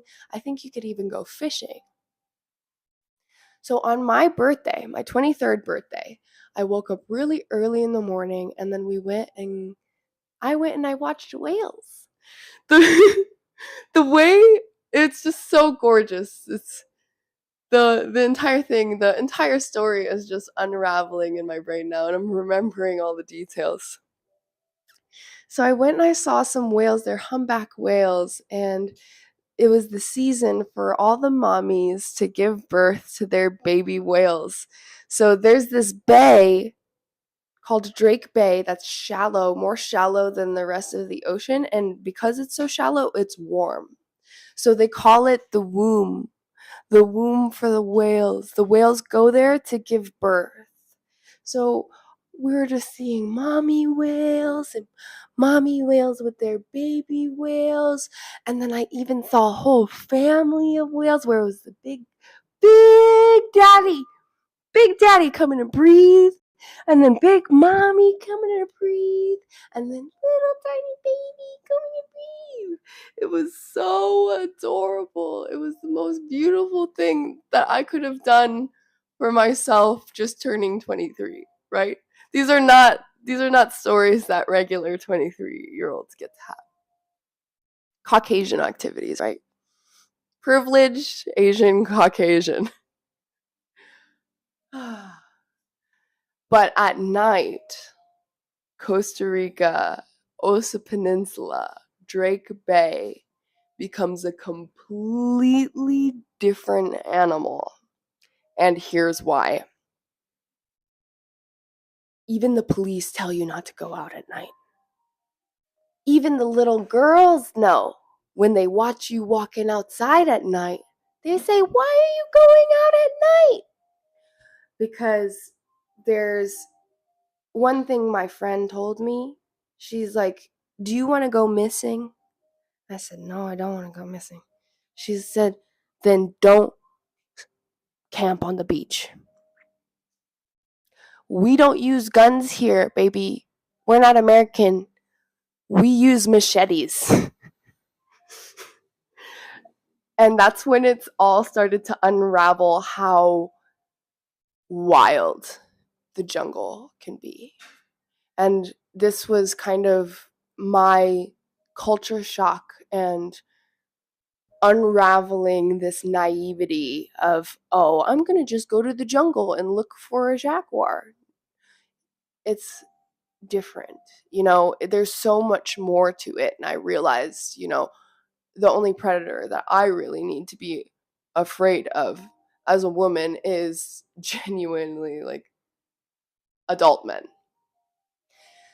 So once that realization started to set in, my friend actually told me, "You know what, you can come and live with me, you can come and stay with me." And she just started showing me the way of the land, introducing me to the local plants and people. And then I met this guy named Sandro, and he took me off into the middle of the jungle while it was raining. And he showed me how to catch shrimp in the river. You take a flashlight and you shine it into the water and you see their eyes. You see their eyes because their eyes are reflective the way a cat's eyes is. He gave me a rundown. Because I told him I was planning on camping.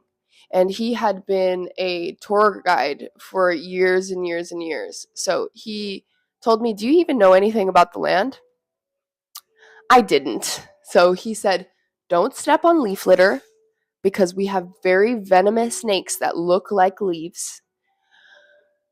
Don't camp and set up your tent right next to the river because the river overflows when it rains."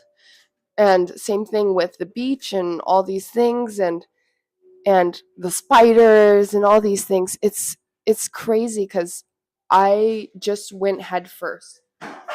Excuse me.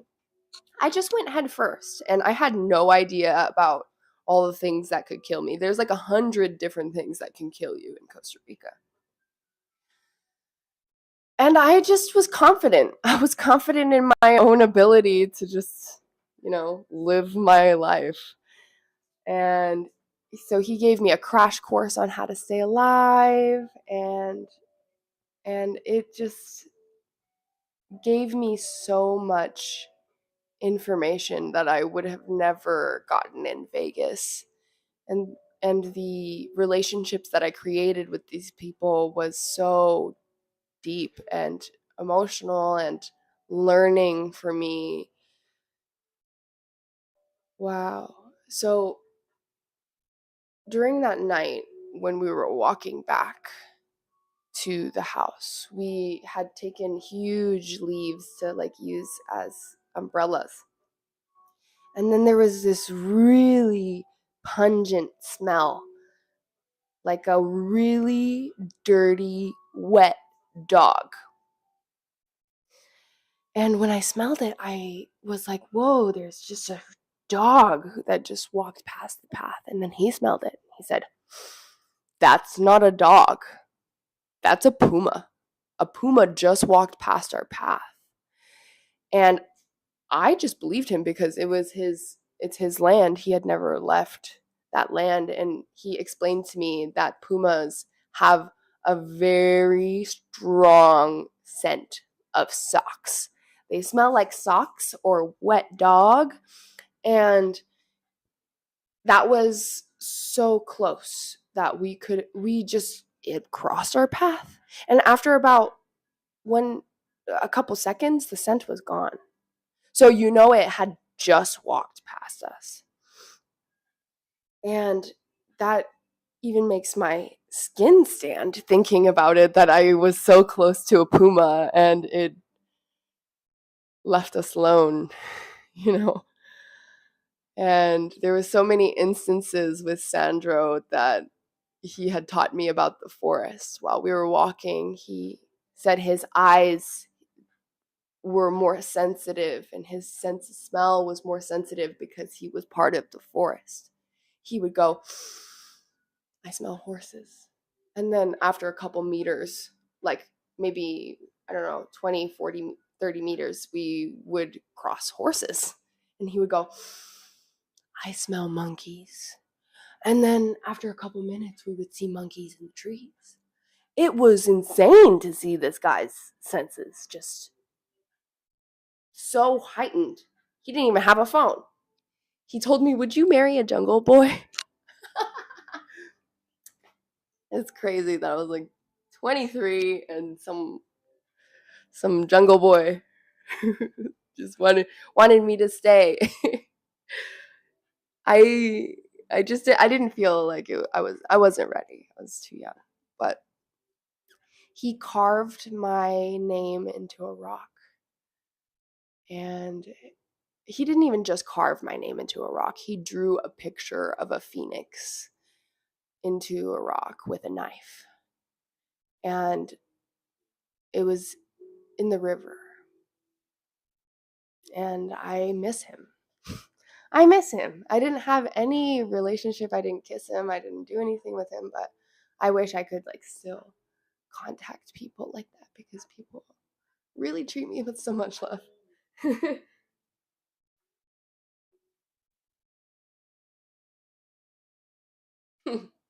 1 second.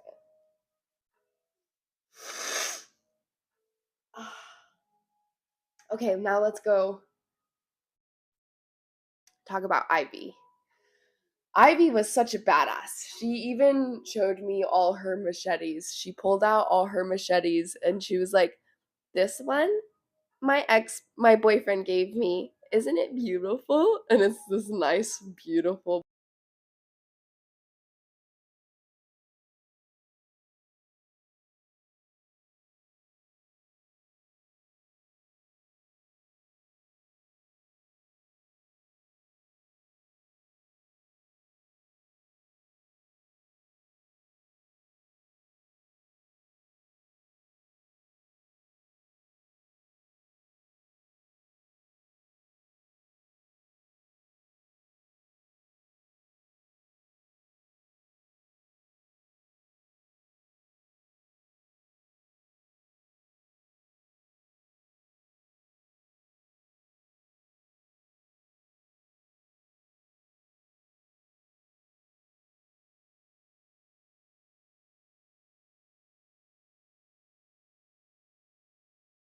Hi, I'm Phoenix. This is my travel vlog in Costa Rica. You can message me to help book your travel and to make money online. See you there. My WhatsApp is in the description, so yeah. So here I have my first cacao pod. My friend cracked it open for me, and look at how sticky that thing is. I've never eaten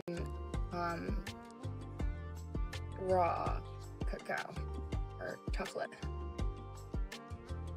Oh, what? Whoa. Oh my god. It definitely is like a fruit.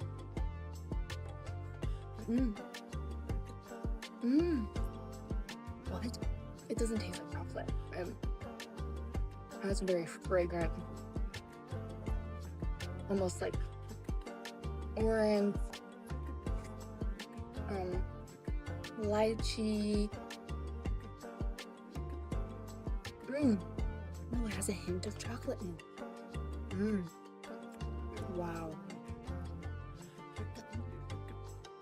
I don't know how to describe this, guys.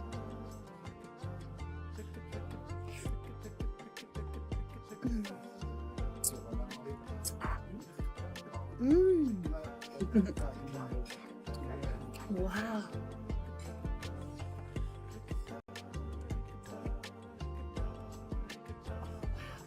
So good.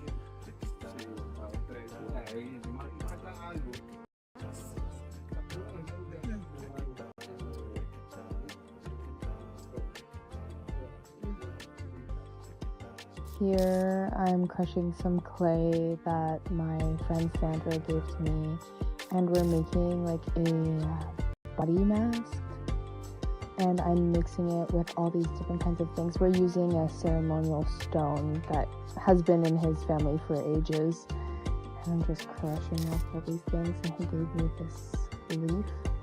I forgot what the leaf was called, honestly, but so I'm just crushing up this leaf and I'm mixing it with the clay and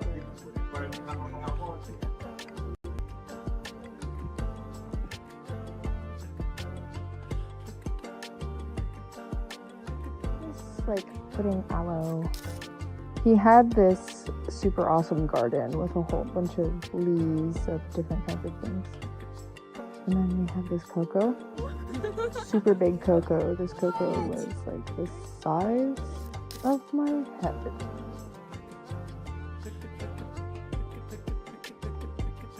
Rico.